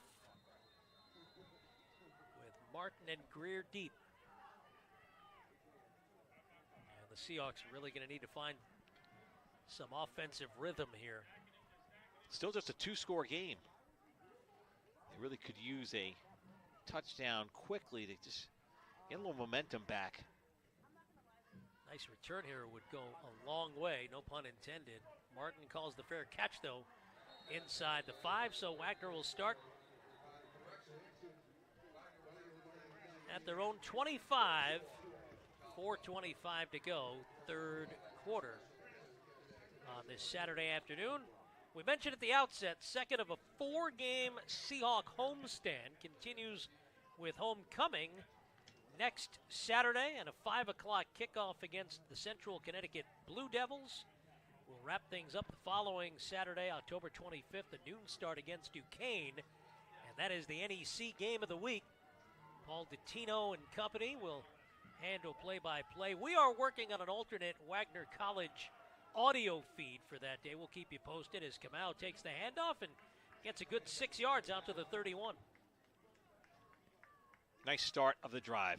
And they've had a bunch of these drives where they've gotten that first 5-6 yard gain. You love to have that. So you get a second and short, excuse me, gives you an opportunity for a nice play afterwards. Now coming around the other side, Lavelle meets him, but he's able to get away and actually gain a yard, maybe 2, out near the 33. That was a fantastic make something out of nothing play. It looked like he was going to be down the backfield, right back to the original line of scrimmage. He actually gets about a half yard out of it. No, they marked him at the 31. Oh, boy, it looked like he, all right. I thought he had 1 or 2. I thought so, too, but. What do we know? So it's 3rd and 4, 4.5. And a must convert. Wagner 4 of 9 so far today on 3rd down. Barton back to pass in the flat. Cold Claw's got it, but it's knocked away. They're saying complete pass for the moment. What a huge hit. 32, Jaden Allos for the first time today, and they're going to call it a catch and a fumble for now. Fortunately, the Seahawks were able to fall on it. Yeah, it looked like he turned and made that football move. Unfortunately, it winds up in a net loss back inside the 25. And here we are. If we get another look at it here on our broadcast. Let's see. Here's the catch. He turns. I don't know. It's a. They're not looking at it. So it's 4th and 11 from the 24. And now they'll stop play to take a look under the hood, so to speak. I didn't think it was a completed catch, frankly. I thought he was met right at the point of contact. So if it is, Wagner would catch a break. it would still be 4th down, but yeah. Right. But it'd be out to around the 34, near the 35. Yeah, instead of this, but I think Wagner still punts. Either way.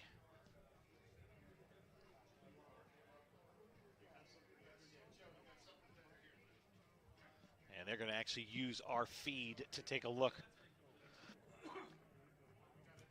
Yeah, see, they're saying incomplete pass behind us. That's the replay official. That's what I didn't think he had enough time to make, as you called it, the football move. And I can proudly say that we have been part of the replay say here, because ours had a very good view of the incomplete pass. So they'll make that call very shortly. Nice to see we're still loved. Well, and see what they're going to have to do now is go back and look at the clock to put some time back on, because the clock should have stopped with the ball dropping on the hit. So they'll put a few seconds back on. It's probably going to be around 4 or 5.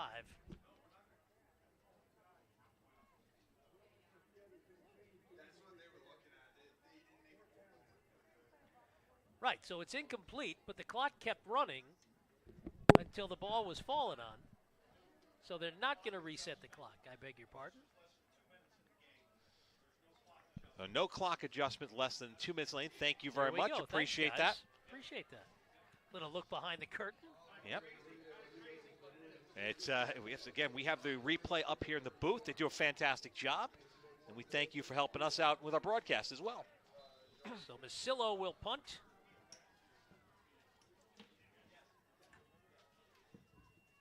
From right around the 20. Good kick. Chases Kerbacher back to his own 25. Ball knocked away. It's right there, and it's picked up, then dropped again, and who's got it? And Kerbacher is down. They're calling him, the back judge is calling the play dead at the 25. They're saying down by contact. The way Kerbacher went down and the reaction is why the ball wasn't picked up right away. My goodness.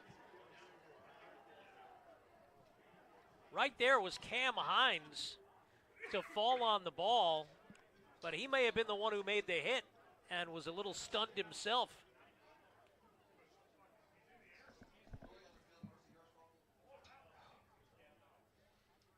And now the concern of the safety. Now they're going to say right now the ruling on the field down at contact. Well, and you can't change that. Kerbacher being helped up, still seated. Try that again. Sitting or seated. There we go. On the And that's great that he's soggy sitting turf. up. That's Yeah. great.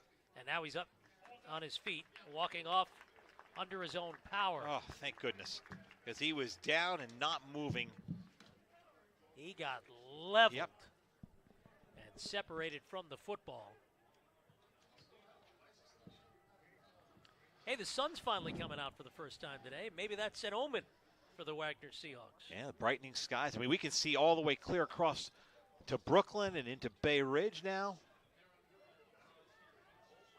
Coney Island. I can see the parachute drop from here. Yep. That's kind of cool. So See it if will be Mercyhurst ball. It's going to be at the 25. So there's no fumble on the play. They blew it dead. But they will take a look again under the hood, Mr. Martell. Well, I got to take a look at it here. We have a okay view of it. That ball came out at some point.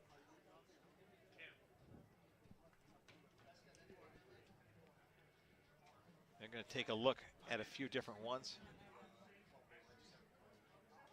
So, and we don't have the fumble on our video replay, so they're looking at it. I don't think they have a clear enough view of the ball coming out. Well, that begs the question, what was the camera showing after the punt?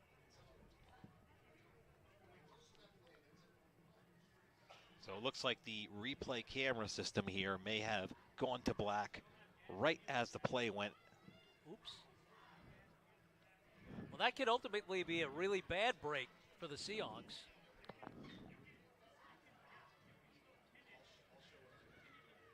So here's what we see. We already have not seen the ball come out. The ball was there.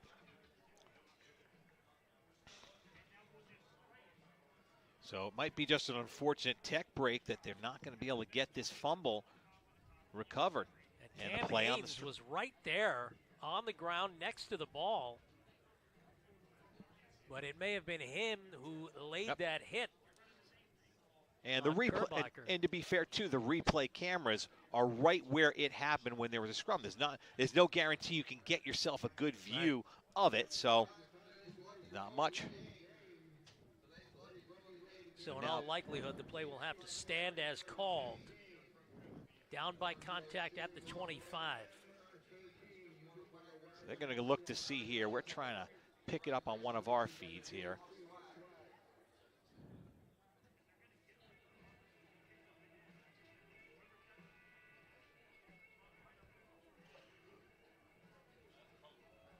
See, there's the ball. There's Haynes next to the ball. Didn't pick it up.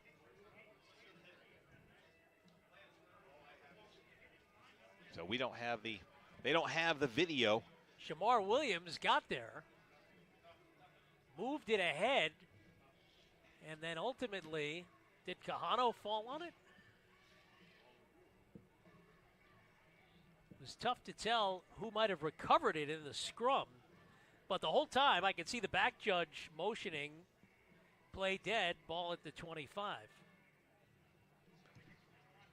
So 2:53 to go. It's going to likely be the way it is. 1st and 10 for Mercyhurst. And we did not hear the announcement from the referee, but it indeed will be Lakers ball. 1st and 10 at their own 25. So that is potentially a bad break for the Seahawks.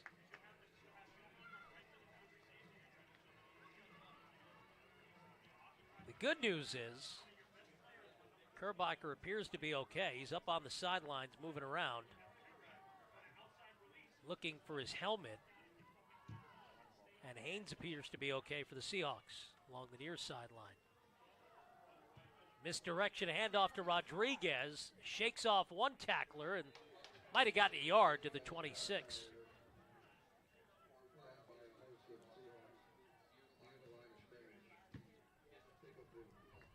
Keel Lampley, Jordan Barnes among those in or around the tackle.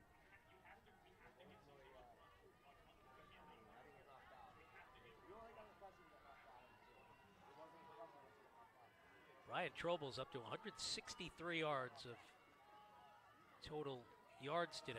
Looking for more. And Mason Buono with the initial contact. As Trobel barely gets back to the line of scrimmage. Sets up a 3rd and 8.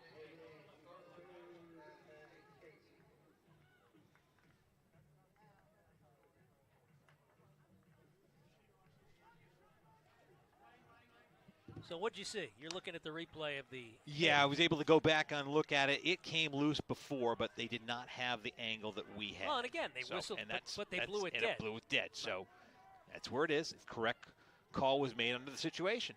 3rd and 8, back to pass. And over the head of the intended receiver along the far side. And so after all that, Wagner's defense does its job. We'll get the ball back. It won't be as great field position, but now an opportunity to go back and turn this around. There's a flag down, though, at the 35-yard line. We have to see what the call is here. If it's defensive holding, that is awful for the Seahawks. It's a dead ball. Unsportsmanlike conduct on Wagner.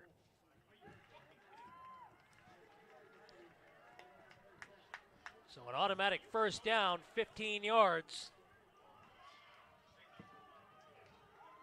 It's on Lampley, apparently. Don't know what he said, don't know what he did.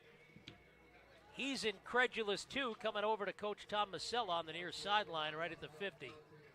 And Coach Masella didn't really even look at him, so and now he comes around to see what's going on. So they'll mark it at the 42. 4 Wagner penalties. They've all been costly. Pass in the flat to the receiver Black, who gets out near midfield. Tripped up by Jaden Brown, who's shaken up again. Does come off under his own power. Mark it at the 48, a gain of 6. Coming up on a minute left, 3rd quarter. Wagner's down a dozen, 19-7.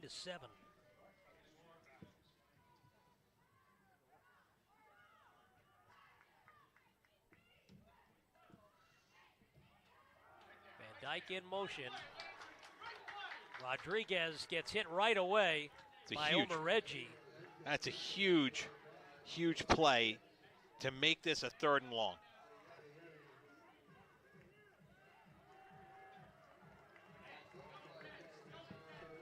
So it'll be 3rd and a long 8.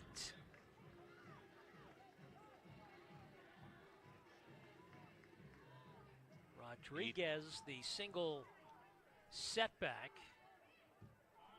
Idris, Barnes, and Appleton have done a nice job here up front 3. If they can finish this one off. Kerbacher came in motion. Here's the pressure from Idris, and the pass in the flat. Incomplete at the feet of Rodriguez. That'll bring on the punting unit for Mercyhurst. Abdul Idris, the 6'3 junior from Brooklyn. That was all the pressure right up the middle. He got through on the blitz, set it up short, and now Wagner again gets the ball back. 3.3 seconds to go here in quarter 3. Still down just 12. And Wagner will have the wind in their faces for the 4th quarter. Lakatos back deep to receive inside the 20. The punt away, it's a good one toward the far sideline. Goes out of bounds inside the 20, and that is how the 3rd quarter will come to an end here on Staten Island. 15 minutes of football to play. Your score, Mercyhurst 19, Wagner 7 on NEC Front Row.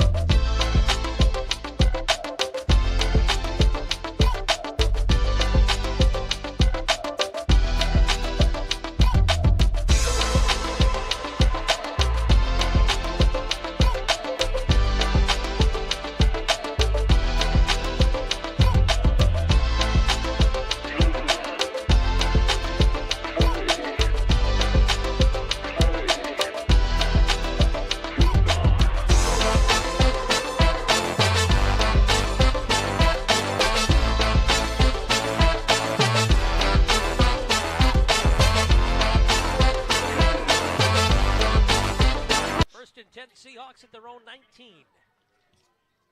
Barton with a hard count, trying to draw the defense off again. He's got plenty of time on the clock. Morad the single setback. JB back to pass, looking in the flat. He's got Terry McDonald, who's got first down yardage and more, across the 40, still on his feet across midfield, and he finally tumbles down at the Mercyhurst 46. And as Jordan was the defensive back who had him there, and he broke free from that tackle and kept stumbling down the field for this big first down. Gain of 35, McDonald's longest catch of the season.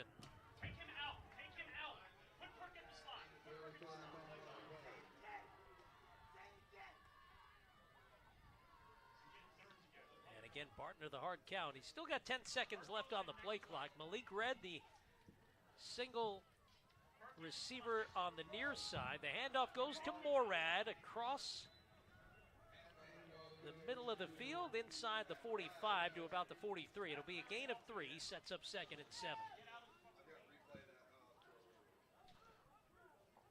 Take another look at the throw and the yards after catch, the yak for Terry McDonald. Get that knocked down and stumbles down and keeps going. Richard Perkins Jr. back in the slot now. Along with Cooper and Red near side. Morad lined up next to Barton, who's back to pass. Here comes the pressure. Morad picked up the blocker, and the throw downfield incomplete inside the 5-yard line. Looking again for McDonald. McDonald with Keontae Hughley, I believe, over there. And Jordan. Yeah, Jordan again. 2-on-1. And there's a Seahawk down inside the 50.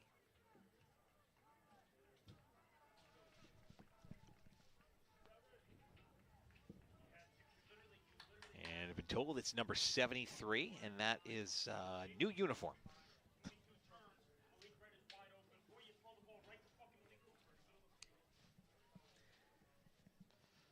And we'll see who this is in just a second.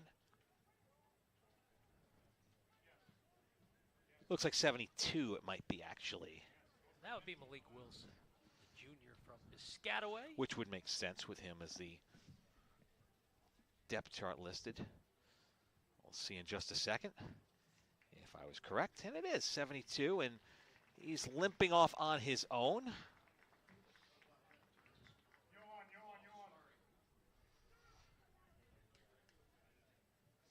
We get back here, it'll be a 3rd down and 8.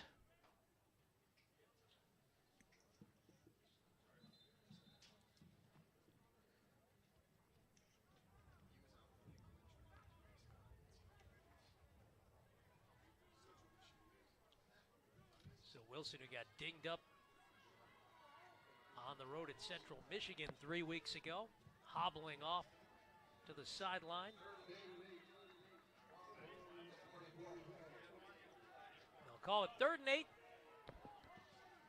from the Lakers' 44. Wagner 4 for 10 on third down conversions today. Better than their season average, which was 32% coming in. Morad settles next to Barton, picks up the blitzer. Jordan hit as he throws. It's a wounded duck, tip drill, incomplete. Lavelle nearly able to haul in the interception after tipping it to himself. Oh boy. The big hit by Jonas King, who brought the pressure. Thankfully, Morad picked him up. Otherwise, Jordan Barton is knocked into tomorrow. Well, he stood in there, tried to get that ball thrown. He did. And again, the loose duck, dying quail, turns into thankfully, a bouncing ball on the ground for Wagner. Fourth punt of the day for Vince Masillo. With Kerbacher back deep to receive. He calls for the fair catch. They ran into Masillo, who is rolling around in agony inside the 45. There's no flag on the play. What in the world is going on here?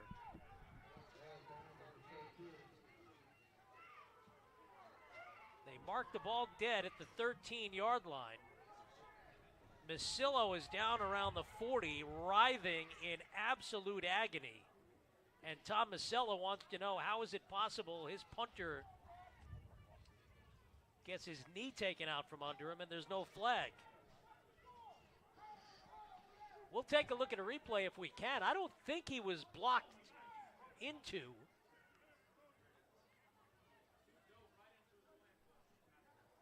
And the coaching staff in the room right next to us, Mr. Martell, is apoplectic. Yep.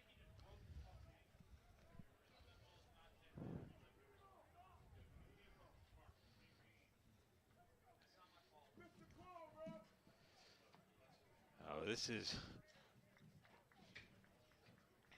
does not look good. He's being carried off the field. Not putting any weight on either of his feet. Obviously, but his shoe is off that left foot, and he's in a lot of pain. It is not good. He knew right away that he was hurt, and hurt badly. Want to wish Vince Masillo all the very best, and hope he's back on the field quickly. But very unlikely that'll be today. So first and 10, Lakers, 13-14 to go. They're at their own 13-yard line.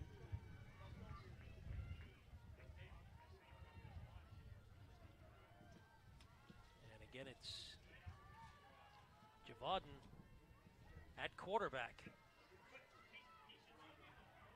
He hands it off to Trobel, who gets across the 15 for a gain of about 3. Oh, just a downer to see that happen.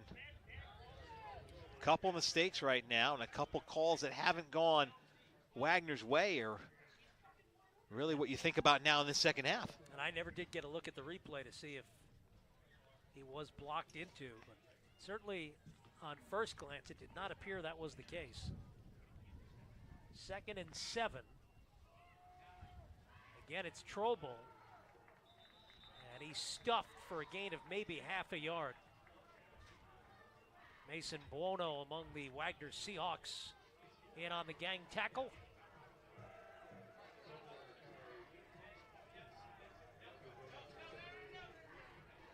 So call it 3rd and a long 6.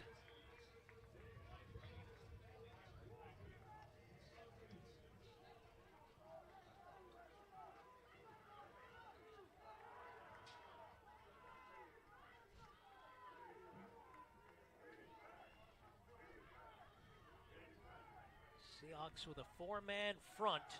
Idris bringing the pressure, swatting at the ball.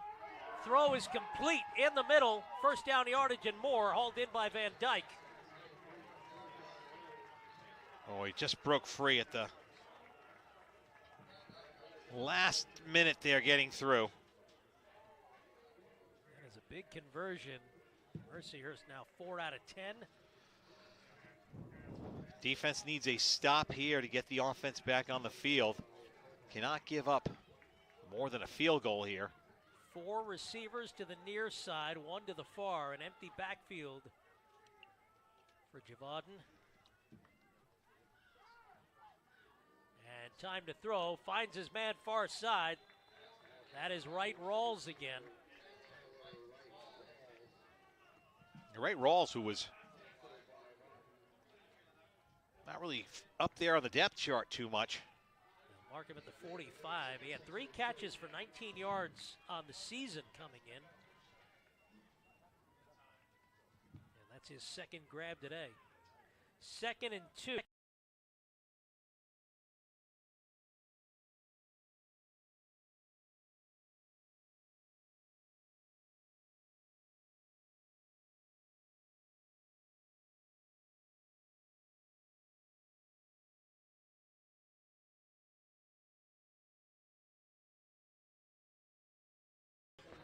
Trobel breaks another tackle, gets out to midfield, and it's another Lakers first down.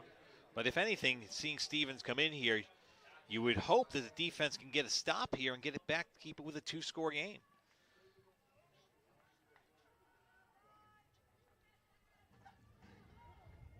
Don't see Jordan warming up at all.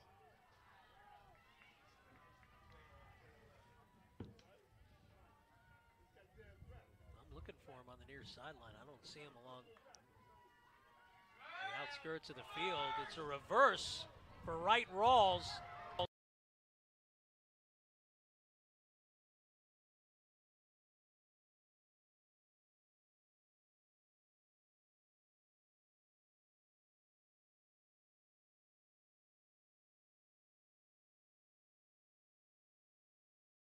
Before, and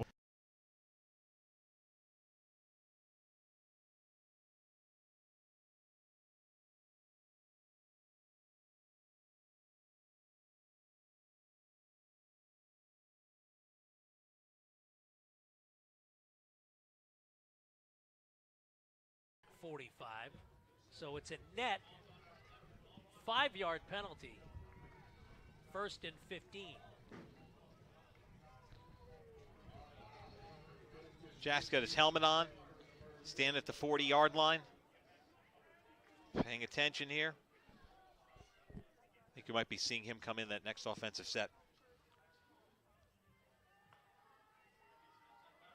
Hand off to Rodriguez, slips 1 tackle, still going inside the 45. 4 green jerseys got a hand on him before he was finally brought down. Freddie Camp had a chance to get him for a loss. 14-yard gain on the play. 2nd and 2. They'll give him officially 13 on the carry. Even so, Mark, Longest of the day for Rodriguez. The big issue now is that you're starting to run out of time. The clock not on your side. Under 9 minutes to go now. With a first down here, if you're Wagner. Wildcat formation again for Trobel. On the draw. Shakes off Hiscock, and he's got the first down. Down to the Wagner 37. Anthony Mackey getting in there. Excuse me, not Anthony Mackey, excuse me. Sam Martin getting in there.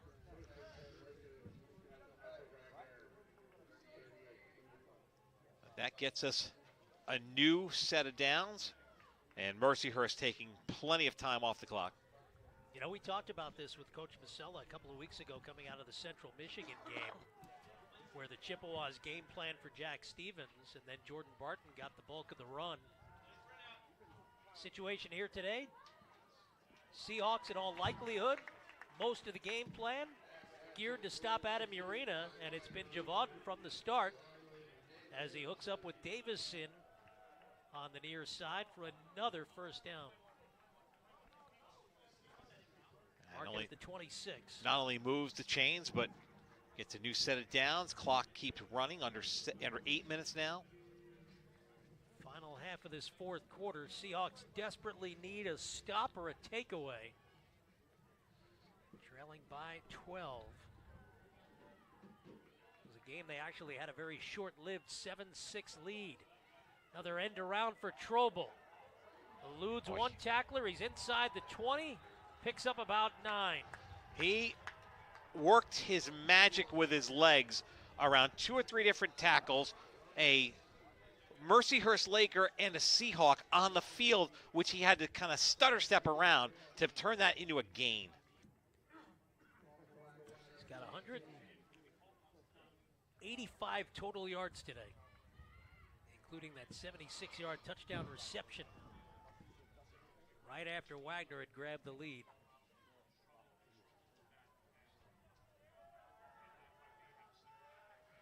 Second and a short 2.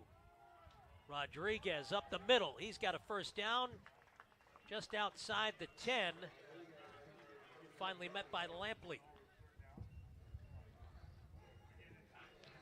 Still not first and goal. They can get a first down, but this is about as close as you can get without getting that first and goal situation. And Mercyhurst can just relax, take their time. Yeah, Wagner, you don't want to use timeouts right now. But as you said a couple of minutes ago, the clock is not the Seahawks' friend.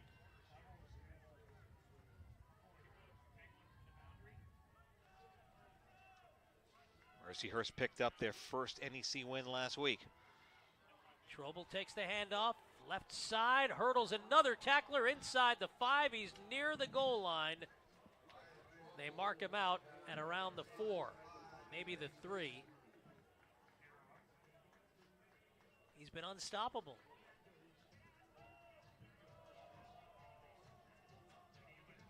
Wholesale substitutions here now for Mercyhurst. Take Trobel off the field. No, Trobel is there. I'm going to say that's would surprise me if they did. But they bring in the beef in the backfield. Look at this. This is the jumbo package, I think they used to call The it. super jumbo. You got a lineman in as a tight end. No gain. Trobel runs into a green wall.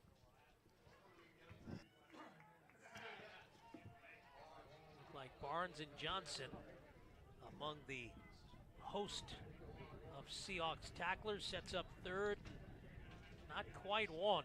Left tackle Eugene Uvasi is back at the fullback position. He is a big dude. 6'6", 389. Yeah. That's I said to my wife the other day, you see big guys, 390, nuh-uh. On the Wildcat, he gets snuffed. It'll be 4th and short.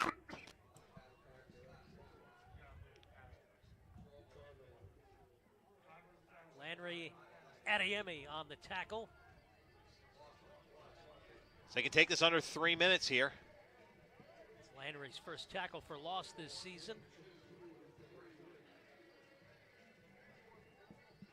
They've got the offense on the field, but I cannot imagine they're going to go for it. It would be the dagger. Keep in mind, a field goal, if it's good, 22-7, still a 2-possession game. And now they let the clock run down to 3:53 and call timeout. Do the Mercyhurst Lakers. They'll be hosting Duquesne next Saturday, then home for Stonehill.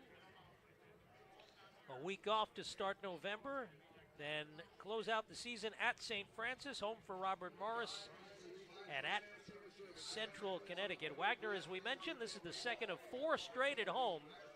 Central Connecticut comes calling for homecoming next week, then Duquesne on the 25th. Seahawks on November 1st visit St. Francis. The following Saturday at Robert Morris. The home finale November 15th against Stonehill. And then the regular season finale on Long Island against the Sharks November 22nd. And before you know it, Mr. Martell, Turkey Day Yes. will be upon us. Food, football, and fun.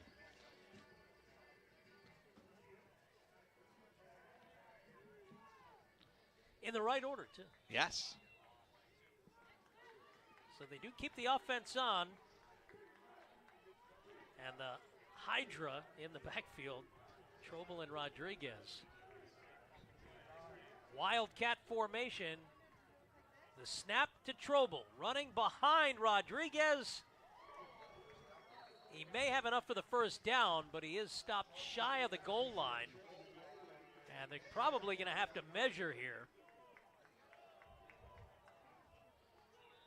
Very close to first down yardage. He only had to get to just outside the 1.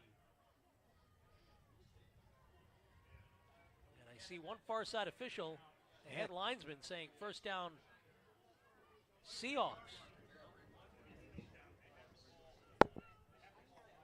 Take a look at the replay here. It's all going to depend where they mark him. Well, they're bringing the chains.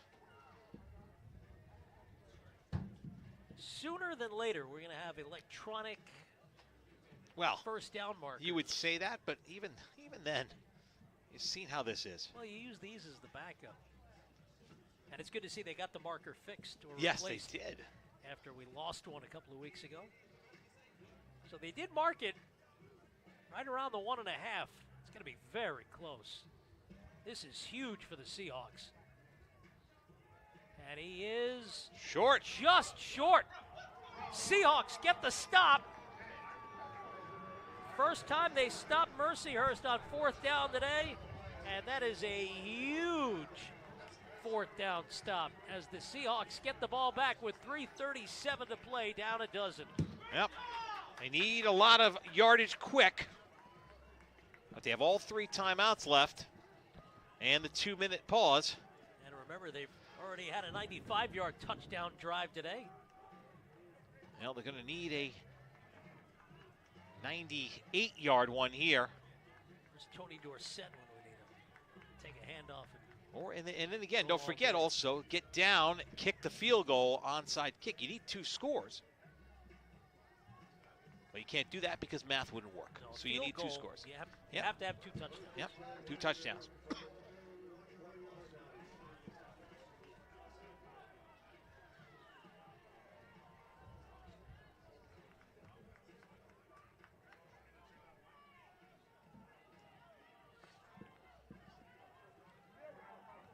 Sekou Kamau in the backfield. Indeed, it is Jack Stevens at quarterback.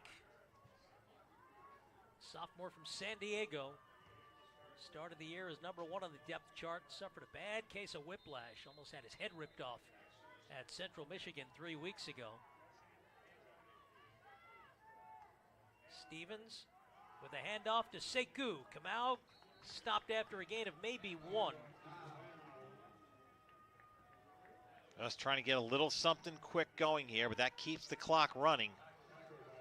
Stevens, 42 of 72 in the air, 294 yards, 1 touchdown, 7 interceptions. Passing out of his own end zone across the middle, looking for Cooper. Threw it on the wrong side. Malik did find a soft spot in the coverage, but the pass just out of his reach for 3rd and a long 8. If he leads them a little bit more, it's a big gain and possibly even more. Maybe a little rust in there, but change of pace here. Stevens with the hard count, trying to draw Mercyhurst offside. We've seen that work a couple of times earlier with Jordan Barton barking out the signals. Jack back to pass. He's got all the time in the world. Now he's going to run. Slides down across the 10 and then took a hit. That'll be a late hit. And 15 yards added on to the end of the play on the personal foul by Broderick Washington. So that moves it 15 yards further. Now a couple long passes, and all of a sudden this gets a little interesting. 3:02 to play. The clock has stopped following the personal foul for unnecessary roughness.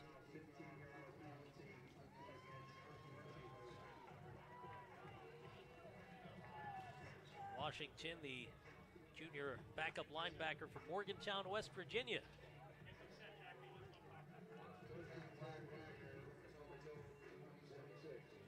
4 penalties for Mercyhurst today for a total of 45 yards. Those 3 holdings and now the unnecessary roughness.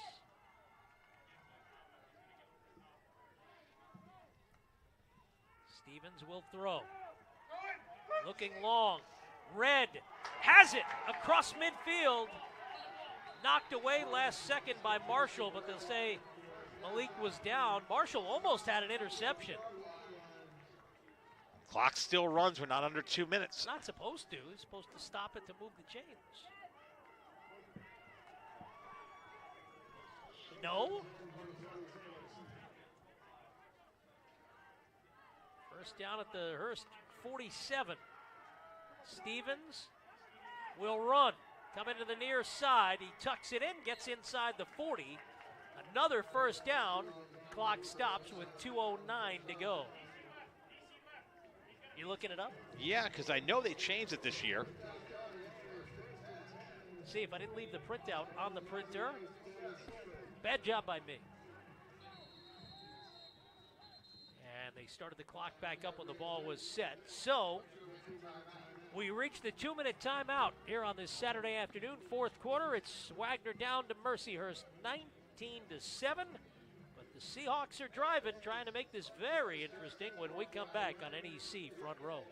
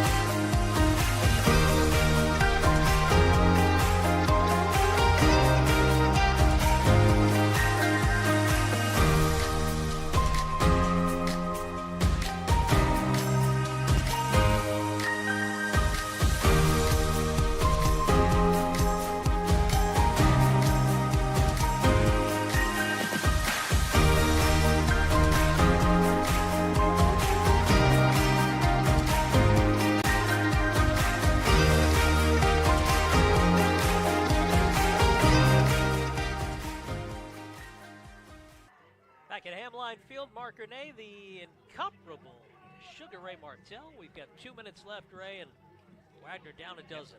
By the way, correcting of just giving the rule of where it was this year last spring. If the rule is adopted in the final 2 minutes, the clock will run on a first down, except during the last 2 minutes to move the chains. So that's why. The last 2. All right. The Gen Z lack of attention span is why they had to change the rules. Jack back to pass. He was looking for Colclaw across the middle, incomplete. Minute 55 to go. It'll be 2nd and 10 from the Hurst 37. Wagner needs a touchdown, and then they'll have to recover the onside kick. But first things first.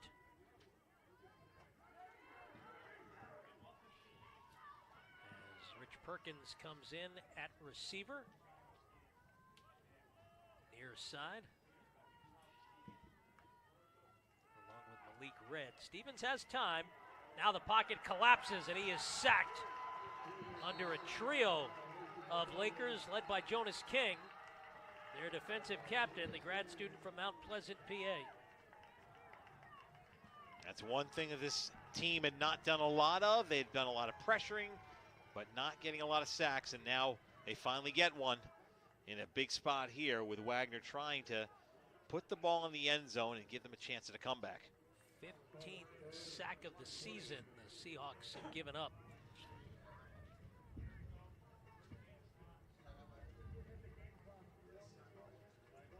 So Wagner took the timeout. They have 2 left.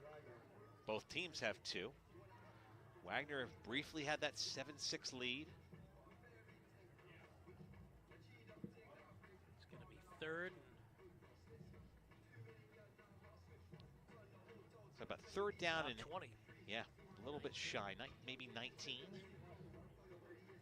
When we return from the timeout.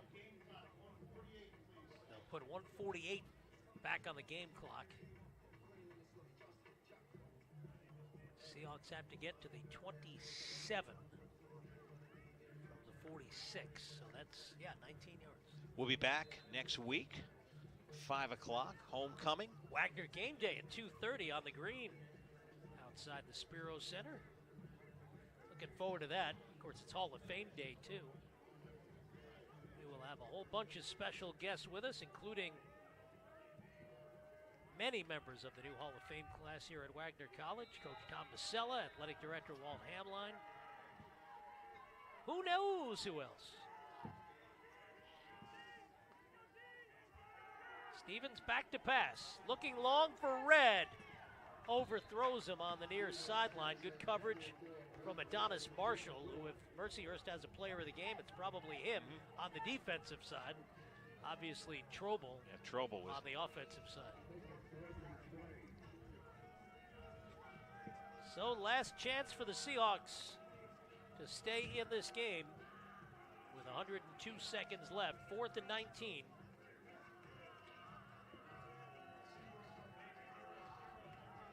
They're going to need a good, we said 18, 19 yards at least. Mercyhurst bringing the house.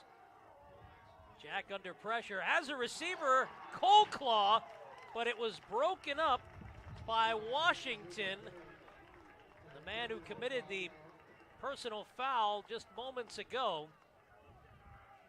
And the Seahawks turn it back over on downs. Well, that's just a tough way for this one to go down in the end. Wagner's going to come away with this one here on the losing side, but opportunities, you're going to look at the missed opportunities, the big plays that they gave up, the 77-yard touchdown, the big first down on a 2nd and 18. And that last drive that Mercyhurst just had. Even though Wagner was able to shut it down, that drive just kept on going. If they get us a little bit stop earlier, Jack Stevens comes in the game a little earlier. They're not the play selection can be a little more run heavy. But Seahawks use their final timeout. I beg your pardon, their next to last timeout. They had 2 left. Minute 29 to go. Duquesne leading St. Francis 38-0. Still late second quarter. Oof. Duquesne, the preseason number 2, started the day tied with Central Connecticut and these Mercyhurst Lakers atop the NEC standings, all 1-0. Blue Devils lead 7-0 late first quarter at Robert Morris. The defending champs. Mercyhurst was the preseason number 7 in the poll. They're going to go to 2-0. Stonehill started the day 1-1, not playing a conference game. In fact, they may be off entirely this week. They were the preseason 8. New Haven not eligible for the championship. They haven't played an official conference game yet this season. Robert Morris playing their opener today, hosting the Blue Devils. They were the 3rd place team in the preseason poll, tied with LIU. Wagner was 5th, St. Francis was 6th. The Flash are going to fall to 0-2. Wagner will be 0-1. 89 seconds to play. Javoden with a handoff to guess who? Trobel. Actually got stopped for a loss, and Wagner uses its final timeout with 1:23 on the clock. And actually the handoff was to Rodriguez. Beg your pardon. Trobel deserves a little breather here. 195 yards of total offense and 3 touchdowns. What a game Rushed for him. for 120, had 75 in the air, including a 76-yard touchdown grab. That was the go-ahead play right after Wagner had gone up top 7-6 in the second quarter. Just a perfect play that he had on that. He's been a dominant player for them today. Just the way he ran. A bunch of times, Mark, it looked like they had him wrapped up or had him corralled in the backfield, and he would find a hole. I mean, hurdling someone on the touchdown drive, which is the jiving, was the hurdling, the getting open, dynamic player. Flat. Is the words you use for him, a dynamic player. A driving rain. Terrific throw by Javoden. wind at his back. Seahawks bringing the house at Tote, may have jumped over. Pass in the flat is grabbed by Black. Seahawks cannot stop the clock. It is 4th down. 4th and 2. And at this point, Mercyhurst might as well go for it. They can bring this down to about 38 seconds before they have to make another play. Actually, they'll bring the punting unit on. Garrett McGuire for his 5th punt of the afternoon.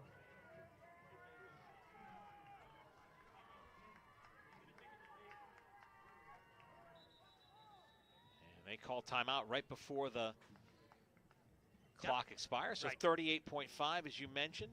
Got the timeout in the nick of time. You just look back on this game and say there were a few plays here and there they could have made, but really Trobel is the reason that this game is the way it is. He made big first down runs when he needed to, made big plays. Yes, the unfortunate fumble that was not overturned and could not be. Looks back, but Wagner ended up getting the ball back after that a little shortly anyways. And actually, if you think about it, he also had the 11-yard completion out of the Wildcat. No, he didn't, did he? They just put one up and now they took it off. I don't know what's going on. I'm like, did he really throw the ball? I don't remember him throwing the ball. See, this is what happens when, you have all these plays melt into one. And I looked for a second and I just saw he was 1 for 1 for an 11-yard pass. Like, no. But I'm going to read it anyway and tell you he's now over 200 yards total offense. Yes. That's not the case. Jordan Barton was 10 of 16, 123 yards, including the 23-yard hookup with Malik Cooper for the only score of the day on the Wagner side of the scoreboard. Defender jumping off for the Seahawks. Got back in time. Lakatos will field it at around the 15 and go out of bounds near the 20. Austin Bailey jumped off, but got back on side, so no penalty. And with 32.1, only a miracle, Mel Brooks, can save them now. So there'll be some questions this week. Will Jack Stevens get the start next week? Do they continue back with Barton? A little more soul-searching for the Seahawks. Need to limit the mistakes. Again, it was a winnable game. Lost fumble, couple of key penalties. Stevens under pressure. He gets smacked down. That'll be another sack. Kyler Lang collects his first of the season. And that will probably be the final play of the afternoon. And an inauspicious note, a very sour note to end this one. Stevens will throw, looking in the flat. He's got the receiver. He's out of bounds, so one Red last got play. out of bounds with 2.1. So that's the positive. Clock will start as soon as they spot the ball. Wagner wants to be ready for one last hurrah at its own 45. And this will be the final play. Stevens back to throw. In the flat, intended for Perkins. Incomplete.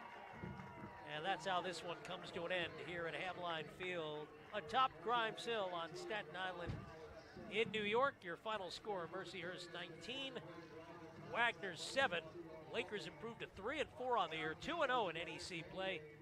Seahawks 1-5, including 0-1 in the conference. Now, a tough one here because you had a real good feeling just a few minutes before halftime. With 4.5 minutes to go, Wagner had the football and a chance to go down the field and extend what was then a 7-6 lead.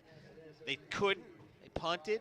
Quick play, 76-yard touchdown. They get the ball back, could not do anything after that, but went in the halftime only down by that one score. Came out in the second half, had a drive, it stalled, went through an entire scoreless third quarter, and then right at the fourth quarter, they don't get a break when a fumble, which viewed on a replay appeared to be a fumble but could not be seen on the electronic replay system. Gave the ball back, and at that point, it really turned around for Wagner. They could not get any momentum, even though they got the ball back a few more times after that. Could not put it in the end zone. Had a missed field goal during the day, and in the end, falls short, 19-7. And Mercyhurst wins their second conference game in a row. They're 2-0 officially in NEC play after not having those officially count last year. A nice start for this Lakers program, but you said a little soul searching coming up in this next few weeks with two big games coming up at home in the next 2 weeks, and you should have good crowds for both of those, homecoming and Halloween. A couple fun games here at Hamline Field, and you figure you'll have the crowd behind them. I think they need to come out, use that energy, and find a way. It's still, no one's running away with it, but all of a sudden now you got a couple teams at 2-0. You're sitting here at 0-1. You can't have too many more losses in conference at this point if you want to see yourself atop by the end of the season. We will have Wagner game day for you a week from today, 2:30 on the green outside the Spiro Center. Kickoff against Central Connecticut will follow at 5 o'clock here at Hamline Field. And then, of course, the 4-game homestand, such as it is, wraps up on the 25th against Duquesne at high noon. For this one, that'll do it. That's Ray Martell. I'm Mark Renee for Preston Baker and our entire phenomenal crew here at Wagner College. I'm Mark Renee saying so long from Staten Island after the Seahawks fall 19-7 against Mercyhurst. Have a great rest of the weekend, everybody, on NEC Front Row.